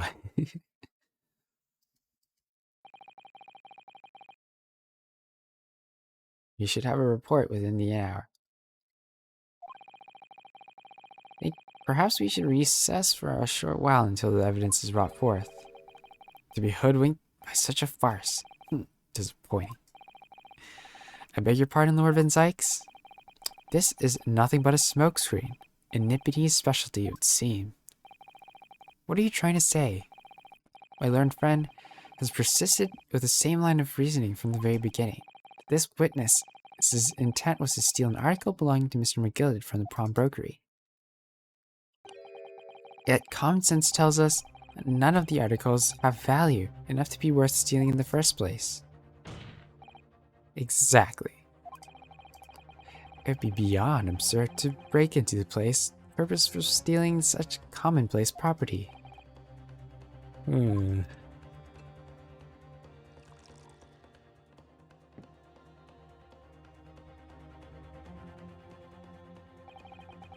If your lordship recalls, Mr. McGill perished 2 months ago immediately after the conclusion of this trial, a trial in which he was found not guilty. A trial in which was established he was an upstanding member of society, his reputation implied in fact. So I propose a toast to my learned friend and his most insightful defense. The articles this upstanding member of society pawned were entirely ordinary. A black overcoat that just happened to have a music box disc in one of his pockets and a small box. I assure you, I wouldn't accept even if a man tried to make a gift of such things to me. Nice try. I'm gonna make Mr. McGilded be guilty. Because he's dead. Even though he was supposedly not guilty. We acquitted him, and yet, here we are. The prosecution's argument is undeniably compelling. It is incumbent on the defense now to bolster its argument. Whoa, fire hazard. To explain what possible significance of these commonplace articles pawned by its fine citizen could have. Uh-oh, it's time to expose it. Is your argument, in fact, demonstrable? Are you able to show proof that the disc and the box are in a tangible way related to this case? Well, what's the matter, Bruno? We know that they're related, don't we? They're both vital pieces of evidence. Yeah, of course, you and I both know that. We know Mr. McGilded's true character. We know the disc is significant, even if we don't know why. If we explain all that to the court at this point, we have to acknowledge that McGilded's acquittal 2 months ago was a mistake. The defense's argument was flawed, based on false information. That would mean admitting that Gina committed perjury. But Jenny, could it be that Van Zyke knows? Is that why he's doing this now? Because he's anticipated everything? Maybe. This could be a great opportunity for us. Sorry, what do you mean, Iris? Well, what is it you always say, Bruno? Sooner or later, the truth comes out. Every time. Alright, the exact significance of the things Mr. McGill deposited with Mr. Winterbank is something that only Gina can explain to the court. But if I put her on the stand to testify about that, it could critically damage our chances of winning this case. Ooh. What's the right thing to do here? Yeah, we'll have her testify. My lord, the defense would like to make a proposal. Oh, what proposal, counsel? While the court awaits the arrival of Mr. McGilden's small box, I'd like to call the defendant, Miss Gina Lestrade, to the witness stand. The defendant? To what end? It's to do with various articles deposited at Winterbank's by Mr. McGilden, Lord. Miss Lestrade has information relating to them. I believe it would be beneficial for the court to hear what she has to say. It will prove the significance of the articles in question once and for all. Oh wow, things are becoming interesting. Presume you've considered the implications of the testimony you're proposing, and particularly the impact it will have to the accused's standing and indeed your own? I have. Lord Van Zykes, would you care to explain that last remark? The prosecution accepts the defense's proposal. I move to interrupt the cross-examination of the current witness and hear from the accused herself. Very well. No objection. So the court will now hear the testimony of the defense, Miss Gina Lestrade. Your witnesses, currently in the stand, may step down until further notice. Then I shall bid you good day. Wait. You, sir, shall remain in the stand while Miss Lestrade testifies. Ooh. Alright then, Gina. It's time. I know this will be hard, but please, put your faith in me here. Good luck, Bruno.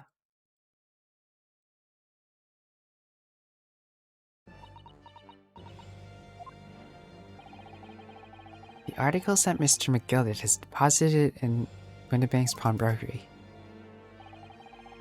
are intimately related with the omnibus case, the trial which was heard in the courtroom 2 months ago.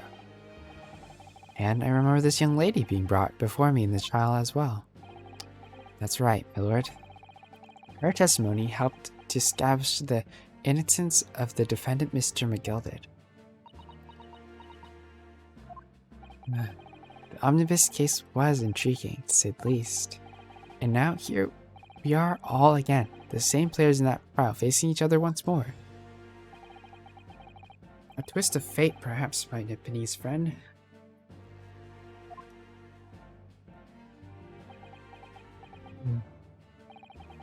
Allow me to recap the events of 2 months ago.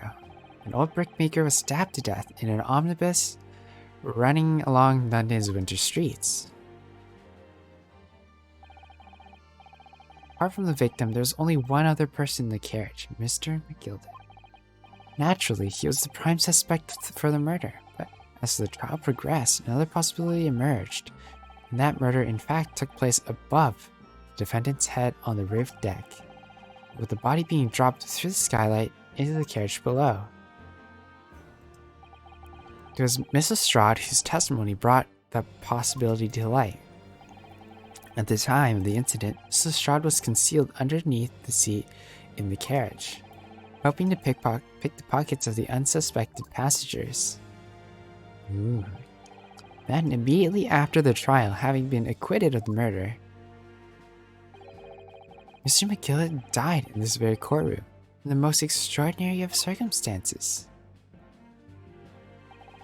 A mystery that remains unsolved even now, 2 months on, and indeed does an omnibus murder itself.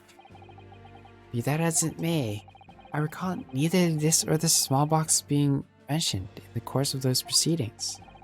Miss Lestrade... Would you tell the court now, please? What really happened in the omnibus 2 months ago, I mean? I don't know what you mean. I already said what I know. And what about everything you told us yesterday inside your prison cell? Please, Miss Lestrade, this is extremely important. But remember, little girl, if it transpires that you willfully withheld information in that trial 2 months ago, the Home Office will seek to prosecute you for perjury. And naturally, you'll lose all credibility as a witness.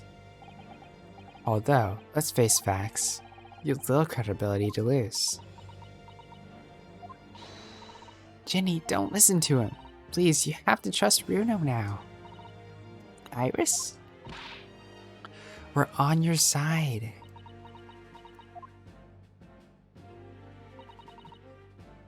Right then. I'll talk. It's the right choice, Gina.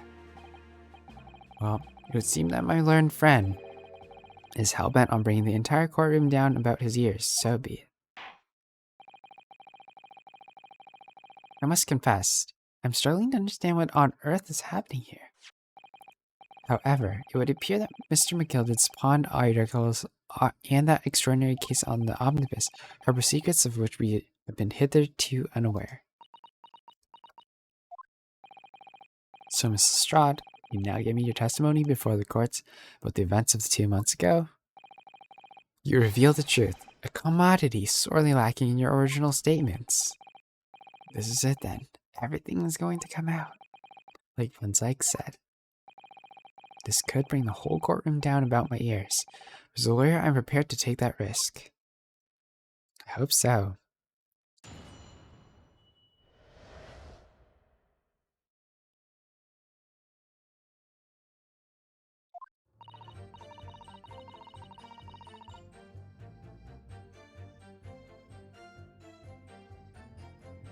Truth is, that brickmaker co was in the cabin of the omnibus the whole time. When the Irishman dragged me out from under the seat, I saw the disc on the floor. All of a sudden, I heard a scream from over me head. That pair on the roof deck went off to call the slops. That's when Mr. McGilda slipped a driver some tin to do a run to the pawn shop roundabout. He threatened me not to snitch, not to say nothing to no one about what I'd seen or heard. Oh, good grief, this is outrageous. What you've told to the courts bears almost no resemblance to your testimony 2 months ago. Yeah, as you say, my lord. And there's every chance I may have to adjudicate it in error in McGilde's trial. It sounds very much to me as if the man deliberately deceived this court in an effort to cover up the most wicked of schemes. Without doubt, your lordship is correct. A great injustice was done in the court 2 months ago. The actions of the accused in that trial, of this witness, and of my learned friend, are entirely inexcusable. I don't believe it. The whole trial was a farce? It was all lies? That McGilde fellow was rotten to the core? Don't forget that lawyer from the east. They're all in on it together. You're wrong, the lot of ya. Mr. Naruto, the lawyer there, didn't know nothing about it. Humbug. I don't think so. Are you really to believe that? He really stitched everyone up, didn't he? What an operation to get the man off scot-free. Unforgivable, stop. The lies have to stop. Stop. Yes, the defense made a terrible error of judgment. I intend to take full responsibility and suffer whatever consequences are deemed appropriate. However, it's imperative that the court allows the witness to elaborate on her testimony, because the true significance of Mr. McGilde's pawn articles must be brought to light. Very well, my learned student friend. He called me friend? Given the depths of calamity you've just plunged yourself into, this may well be worth hearing. Words fail me. This situation is utterly deplorable. Mr. Naruhodo. Yes, my lord. I'll decide upon your fate following the conclusion of this trial. Of course, my lord. Blimey, Miss Naruto. Now, counsel, proceed with this cross-examination. Here we go. The real truth of the omnibus case. Truth is that brickmaker... Okay, let's press. And you were hiding in the cabin at the time as well, weren't you? If I remember rightfully, in the storage compartment underneath one of the seats? Yeah, that's right. It's pitch black under there, so you can't see nothing at all. Now, in your testimony 2 months ago, I feel certain that you claimed Mr. McGilder was the sole passenger, did you not? False testimony, my lord. That's what he told me I had to say. But it's important that you tell us the truth now. Were Mr. McGilder and the victim's acquaintances? I don't know. I did hear him talking a lot. What were they talking about? Well, I can't hear too well, but if I had to say, I think it was about money or something. They kept talking about buying and not buying. Perhaps business dealings of some kind? Well, anyway, they got louder and louder and started to sound like a proper fight. I was pretty scared by then. Hardly dared to breathe, and then all of a sudden, I heard a noise like someone keeling over on the floor. It's blooming loud and all. I believe you let out an involuntary scream? Yeah, that's what gave me away. The Irishman dragged me out from under the seat and saw the disc on the floor. Was the disc you saw this disc? Yeah, I reckoned it probably was. It was right next to the cove lying on the floor. This disc would belong to the victim, perhaps? I don't know, but McGilder picked it up pretty smartish. And then he sat the cove with knife in its belly up on the seat. What did he say to you at the time? He told me not to say a word what I'd seen or to no one. Or the disc and all. I was dead scared. The way he was looking at me, I thought...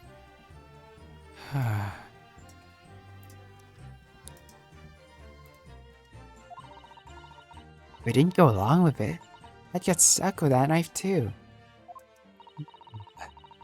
Then he started asking me loads of questions.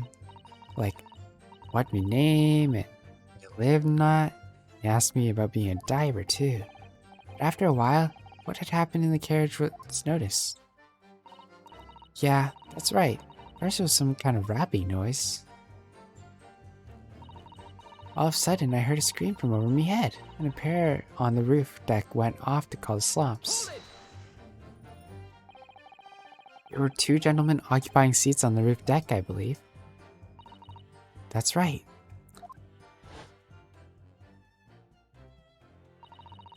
They must have looked down to the skylight and noticed the cove with a knife in its guts. Then he screamed. The driver pulled up in horses and McGilder got me out of sight. Out of sight? Where? Back under the seats where I started off. Once the carriage came to an halt, the 2 coves from the roof ran off to fetch the slops. If they immediately left to fetch the police, it would appear they were entirely unrelated to the incident. So that left McGilder, the driver you still at the scene. Yeah, only the driver didn't know I was there because I was under the seat. I heard the cabin door open and a voice from outside. The driver? Yes. He also testified in the trial, I believe. A fellow who went by the name of Beppo, if memory serves. What did McGilder and the driver say to each other? I don't know what happened, and stuff like that mainly. And that's when McGilder slipped the driver a tin to do a run at the pawn shop round. That pawn shop obviously being Windibanks on Baker Street. Just a moment, counsel. Do you mean to tell me that the driver gave false testimony in that trial as well? Perhaps the excursion to the pawnbrokery slipped his mind when he was in the sand. Indeed, Lord Van Zykes. Gilda took his coat and gave it to the driver and pulled it up all careful like before handing it over. And I saw him do that. I remember thinking, that coat and what's in it gotta be worth a few bob. Tina was sure the disc must be worth it more than Mr. Winbank was suggesting, wasn't she? I remember her quibbling with him over the price that afternoon at the pawnbrokery.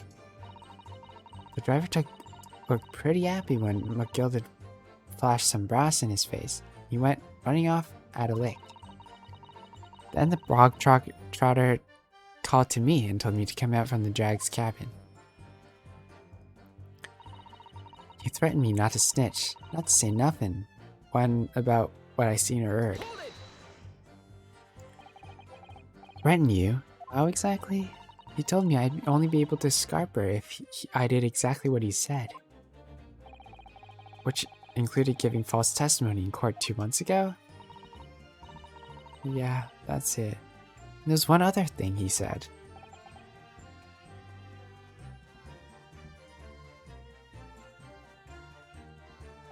Which was? He told me I'd have to hang on the ticket from the pawn shop and make sure not to lose it. The ticket? Well, I never. Said that if he didn't show up to get the ticket off me before 2 months passed, I had to go to the pawn shop and pay the money to keep it in lug, to stop it from being forfeited. He left me with some brass to pay for it.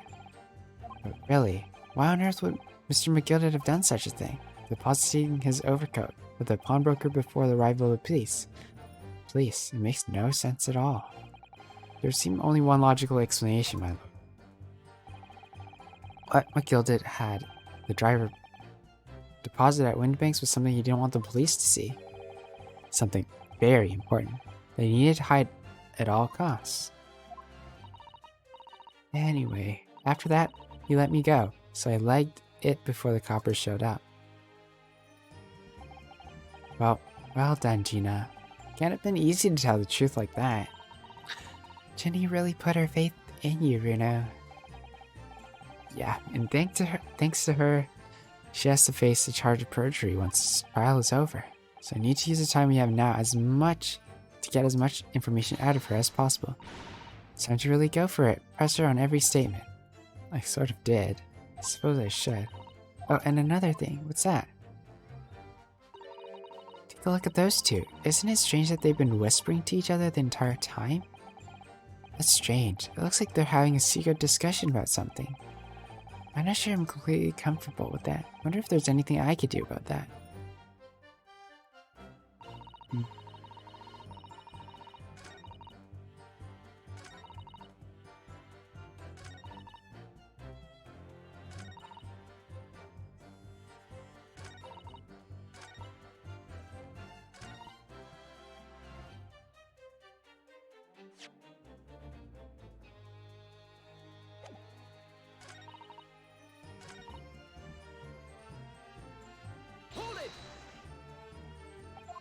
Okay.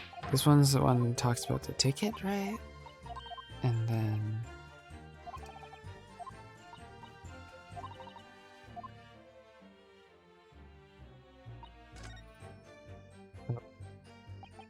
Okay.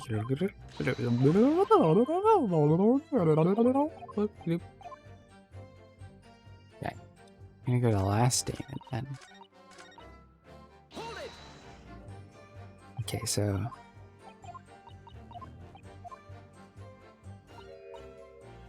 Okay. Yeah.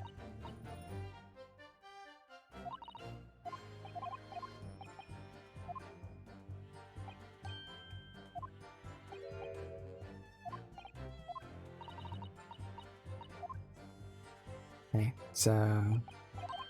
Maybe the last statement I'm gonna have to give the ticket.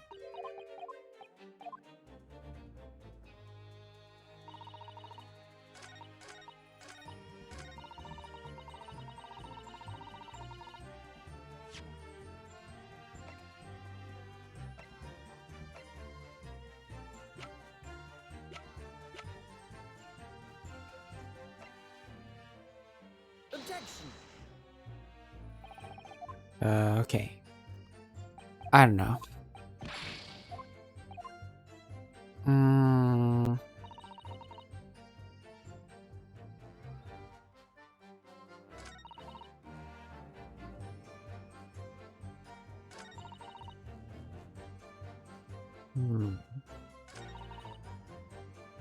Harsh man dragged me out from his seat, saw the disc on the floor. Hold it!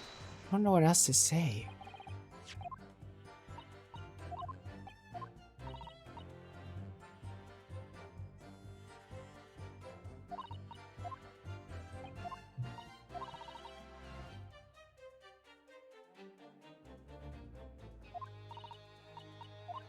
Maybe I just...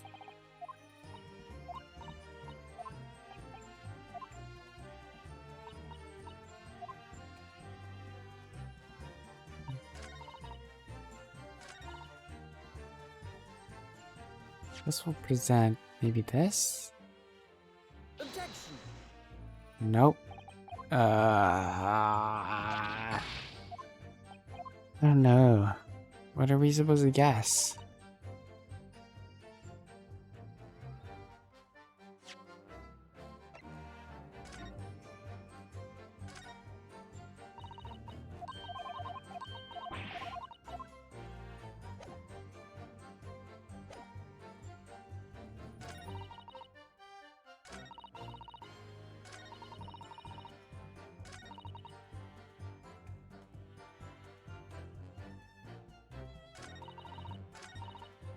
Hold it!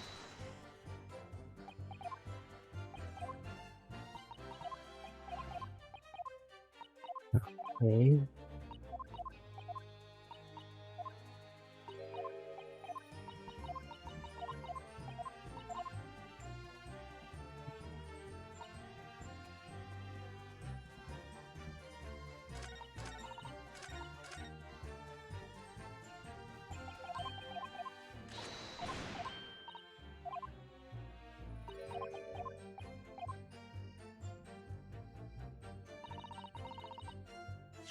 Okay, let's read that.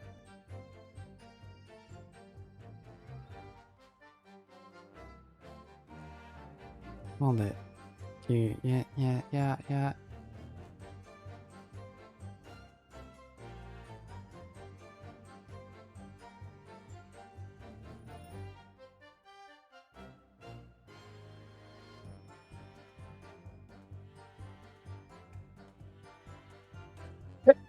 Excuse me.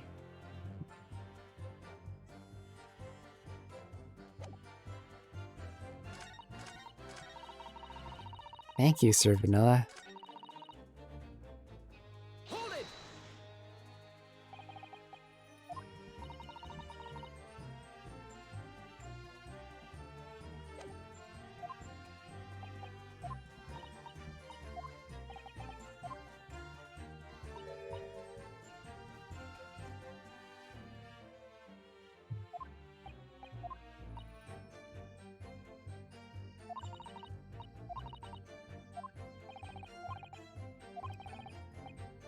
No worries.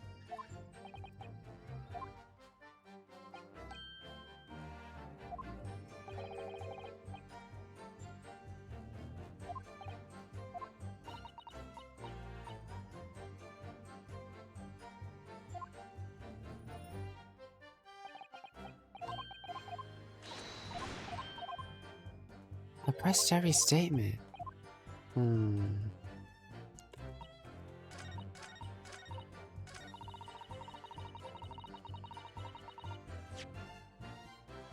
We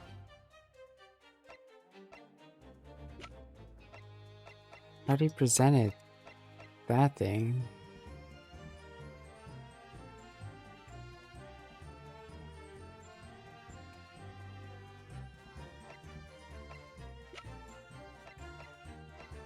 We talked about the government secret thing.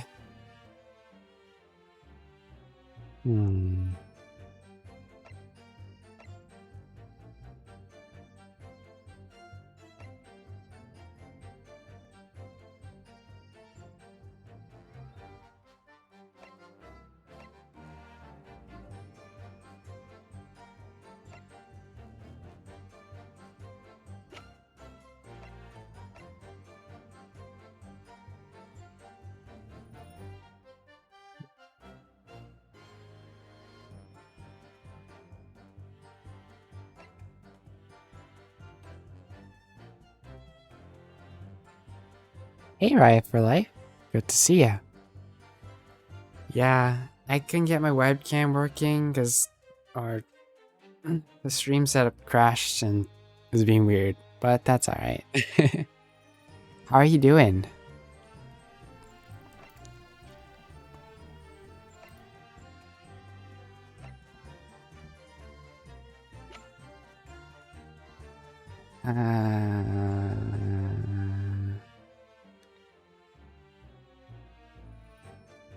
Yeah, that's okay.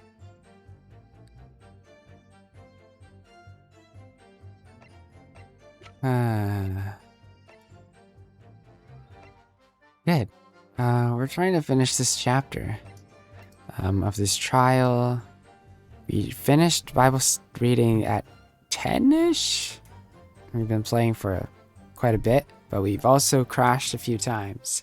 And now the internet's smoothed out, so that's pretty good.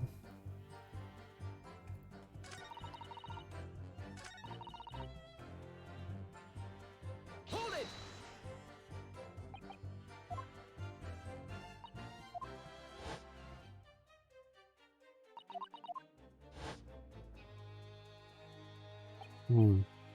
Out of sight? Where? Carriage, come to halt, fetch the slops.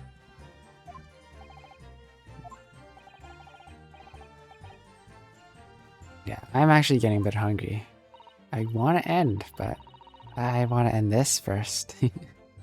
Only the driver didn't know where I was, because I was under the seat. Got the cabin door open. It's outside. Fellow went by the name Beppo, if memory serves. Yeah. What did McGilded and driver say to each other?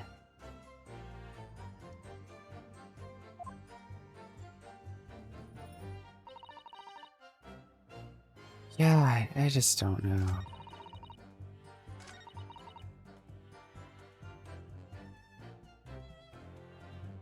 Hold it! Do you mean to tell me that... Yeah.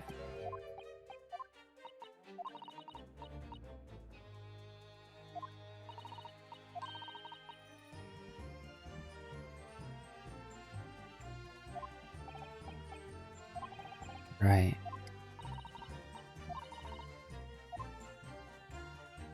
Worth a few bob.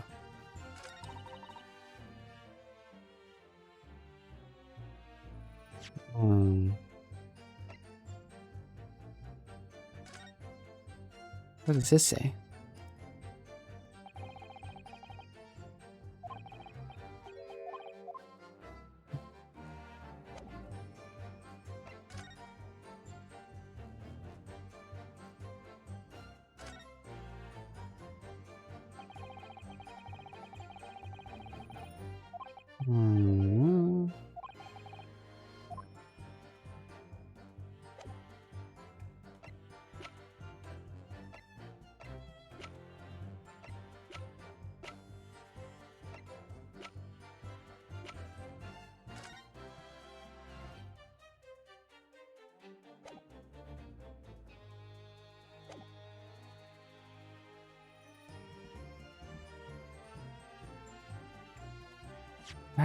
I really don't know. Objection! I don't think I'm gonna get any progress. I need to think this straight. Threaten me not to stitch, not to say anything what I seen or heard.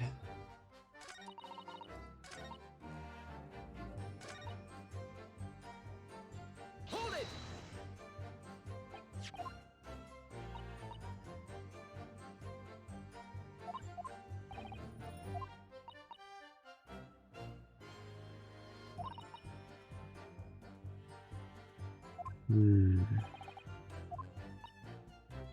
Not say a word. Dead scared. Don't go with it. I'd get a thing in my. I got stabbed too. Yeah, yeah.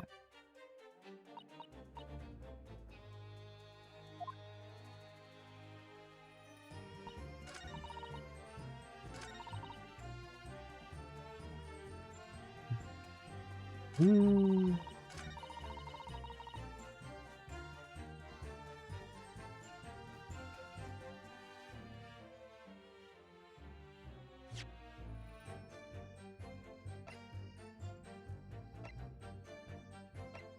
Uh,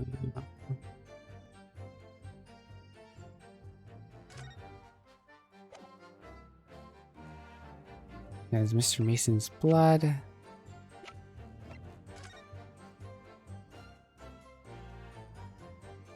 Yeah.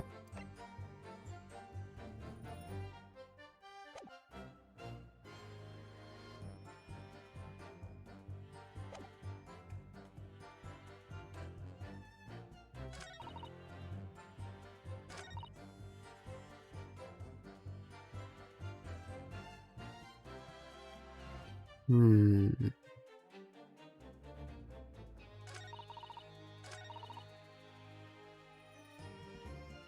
Hold it! I'm stuck. I have no idea.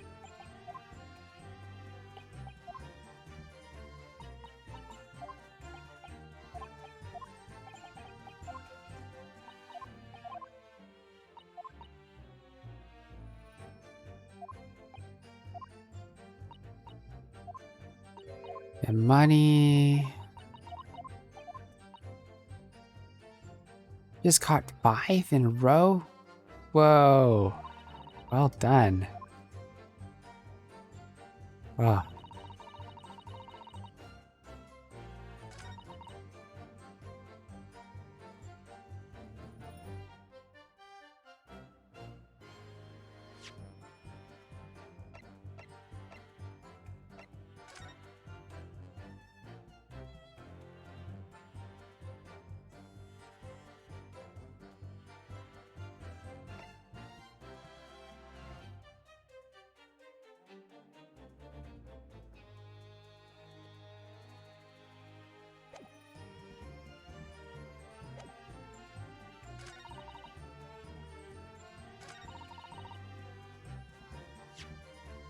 I don't know.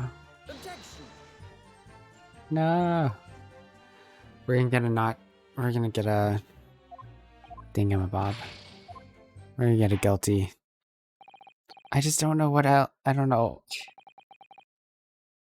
Yeah, no worries. I have no idea. Oh, give me the verdict already.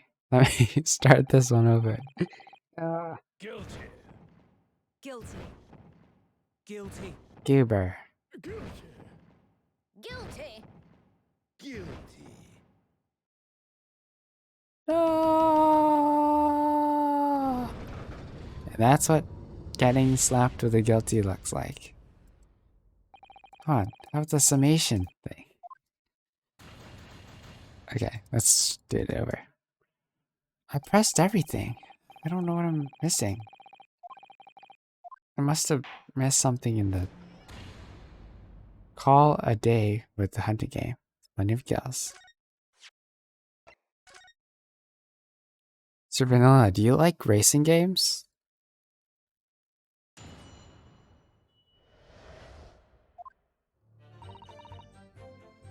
Yeah, press that. So, there's a game called Kart Rider Rush on mobile. It's a pretty good game. It's like what Mario Kart Tour should have been, but it isn't. It's a full-on MMO. You play with 8 people in a room online and then race tons of different tracks. There's an item mode and there's also a speed mode. And so there's like a huge ladder that you could climb. We put that. Kart Rider Rush Plus. Yeah.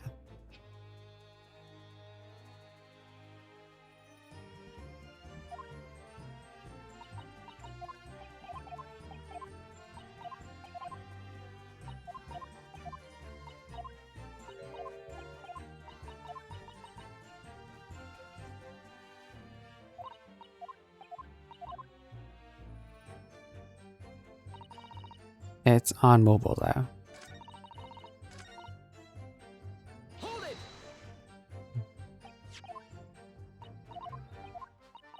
I think it'd be a good game to play as a party. Like, you could get all of us to play cross-platform on Android and iOS, so it's pretty good. Tapping noise.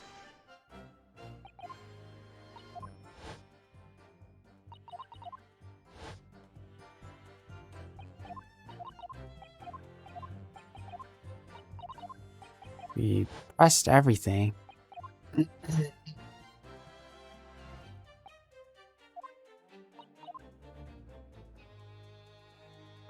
Yeah.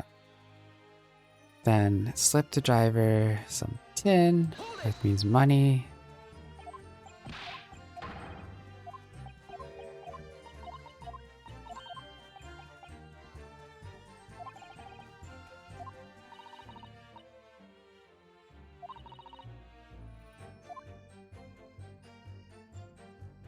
Then what's this? Don't tell anyone. How did he threaten? Threatened with a ticket and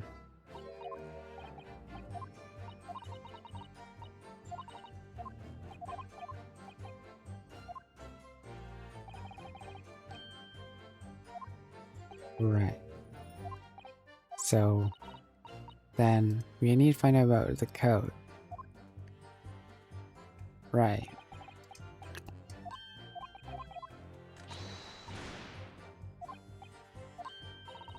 I did.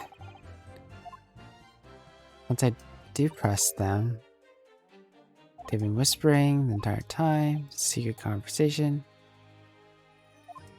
Is there anything I could do about it? There's so little to go on.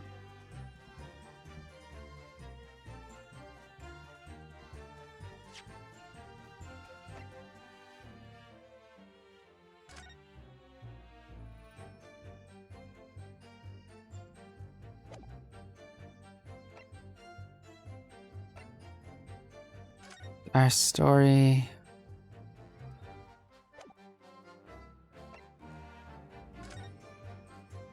Deceased, last scheduled day, stabbed.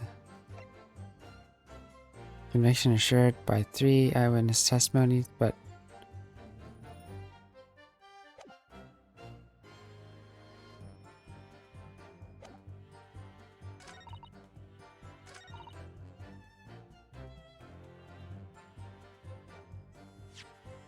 yeah. Objection. Nope, that didn't say anything. Did you win a case? No, I didn't. I just don't know what to present.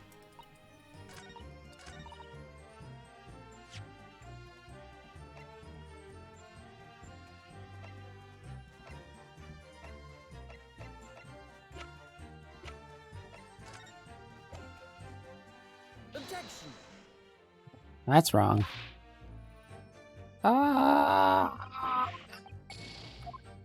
Should we just ruin it by Googling?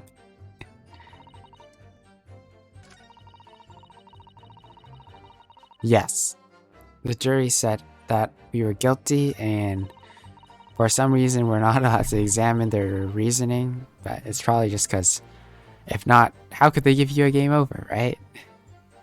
You just kept blurting out random things and objections, and well, we had nothing to stand on. No, we're the defendant.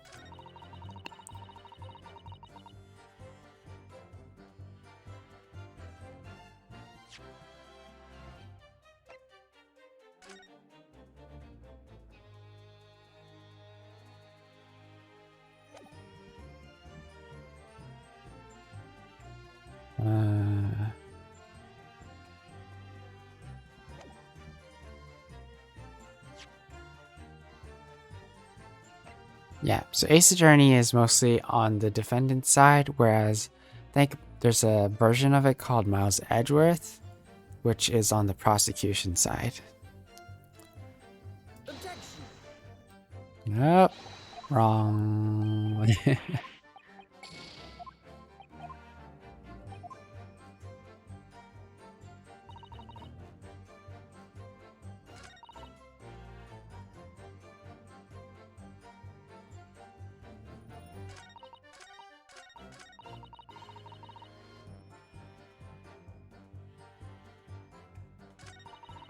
He does have a cool demeanor. Cool reaction faces too. Truth is, the Brickmaker Cove was in the cabin in the omnibus full time. I just don't know what to say. Hold it! I pressed everything already.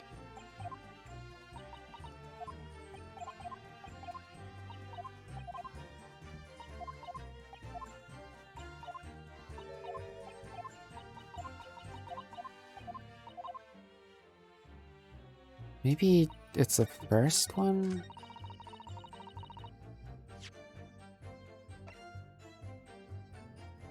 Objection! Nope. Wrong again. We're gonna get another guilty.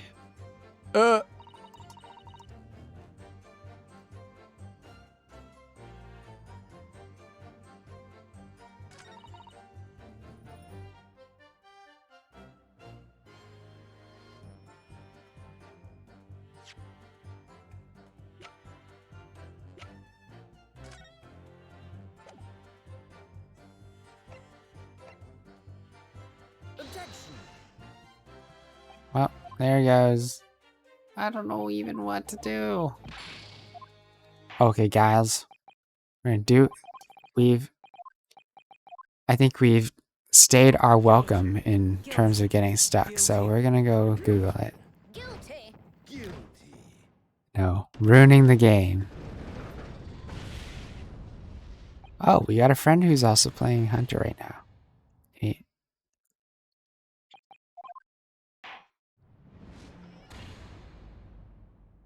Alright.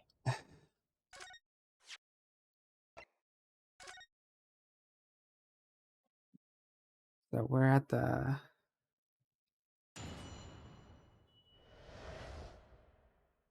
It's a Grenadiers Dark Chronicles.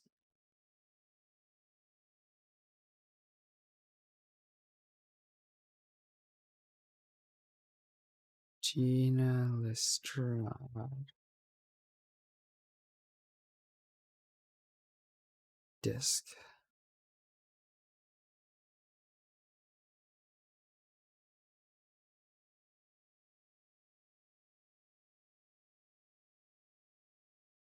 See.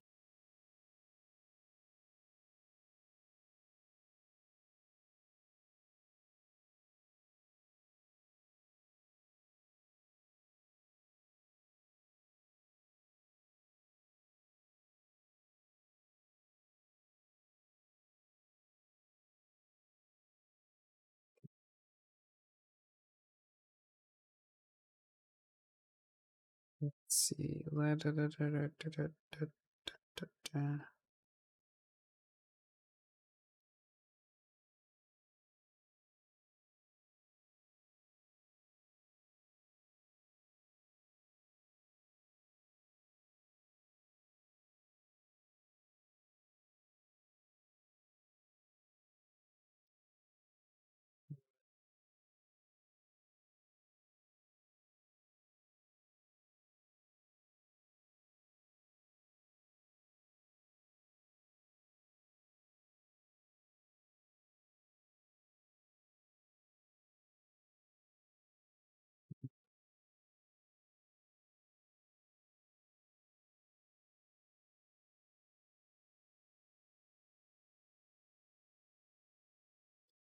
Okay, let's see.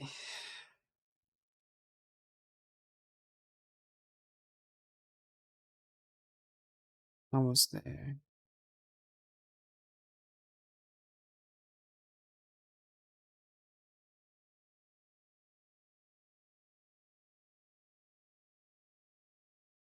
No, no, no. Hmm.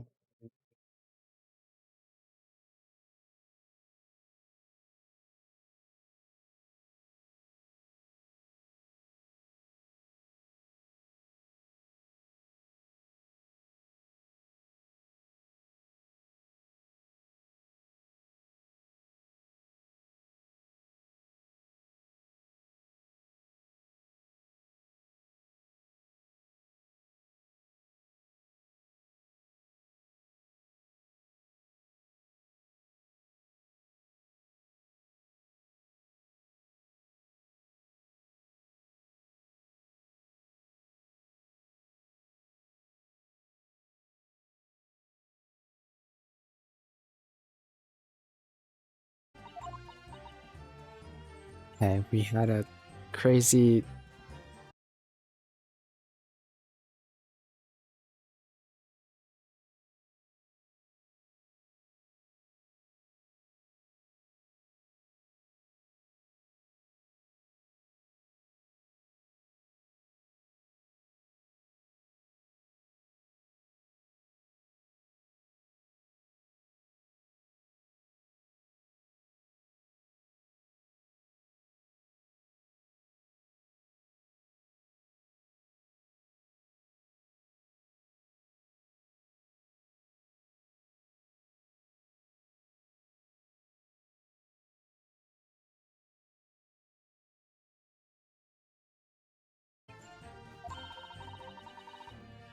Ah, that's me. Issues with the internet.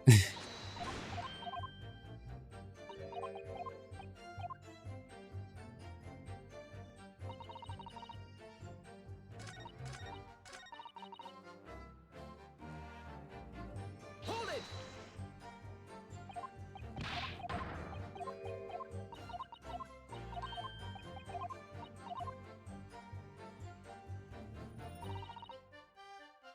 Hold it!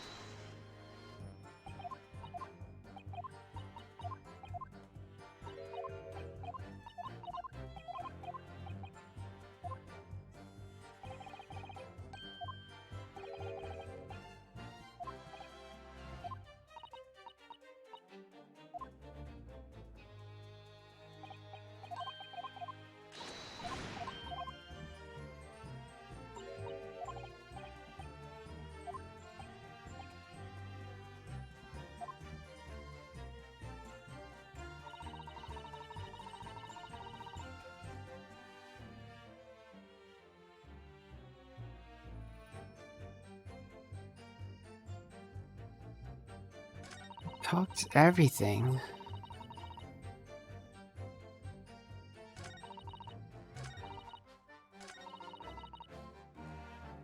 Hold it!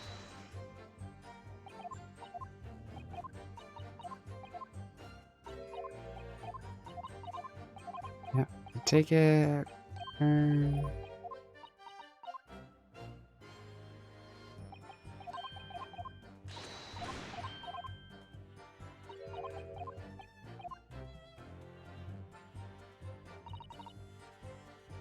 Hold it!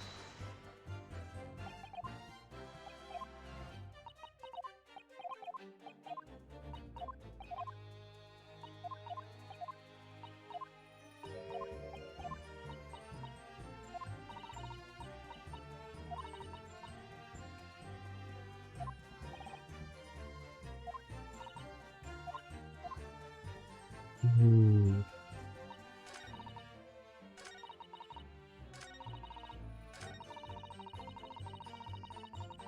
Hold it!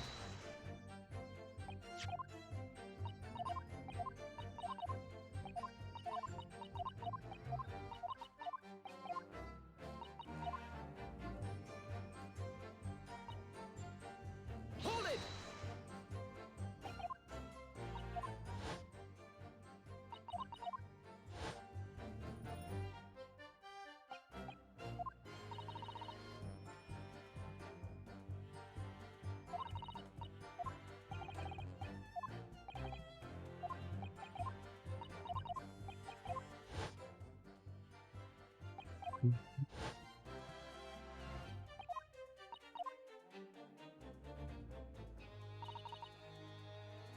Hold it!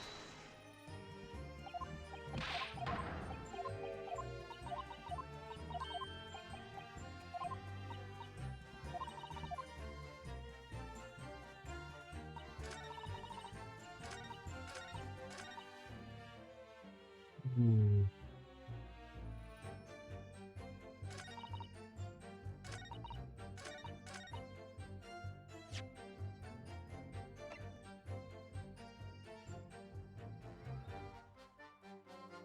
Just don't know what to do with this.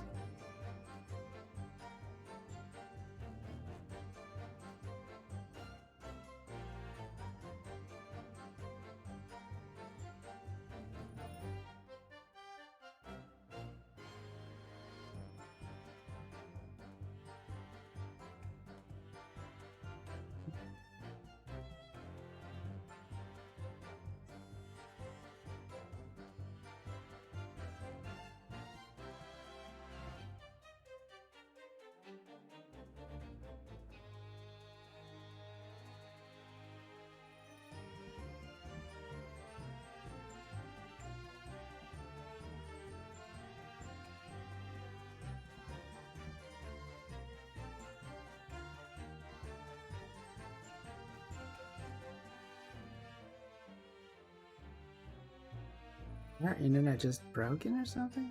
What? Okay.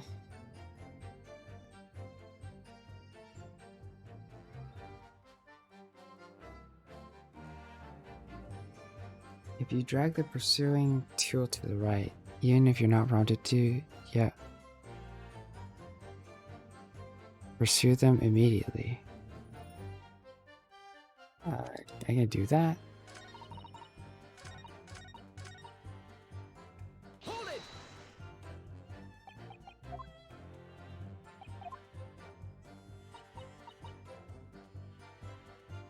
What? You can just do that? That was the trick all along. Okay. Is there something you'd like to share with the court, Inspector Gregson, Mr. Graydon? Inspector, Mr. Graydon. You've been whispering to each other for quite some time now. Tell us, what is this discussion about? Discussion? With this fella? Pull the other with the sunshine. Think I got anything to talk about with a shady gent like this? I have nothing to say to this uncouth detective after he deprived me of that disc that was rightfully mine. I've clearly been talking the entire time I've been cross-examining Gina. It's as if they've been negotiating.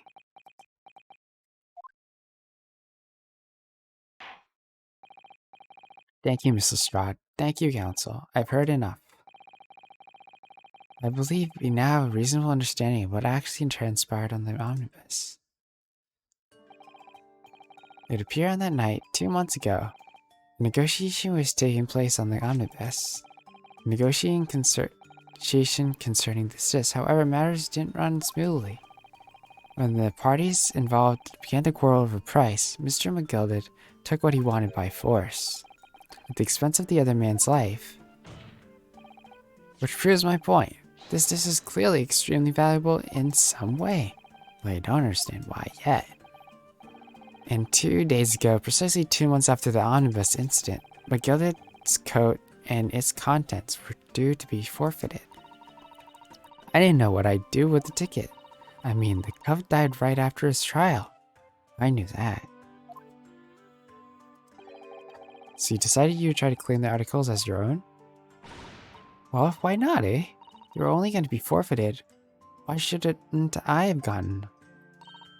Anyway, I can't blame you for thinking about it. Thinking ain't no crime. Mrs. Strahd, it would appear Mr. McGillard is prepared to kill in order to take possession of this disc. Do you know why that would be? What? I got no clue. I reckon it must be worth a fair bit of brass. It's probably gonna sell it. And you can't blame me for thinking that. Thinking ain't no crime. My lord. The evidence your lordship requested has been located, and it's ready for the court's inspection, sir. Uh-oh. Here we go.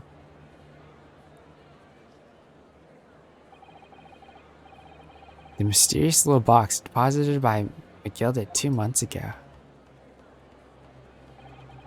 There's no doubt in my mind that it's a key piece in this far-reaching puzzle.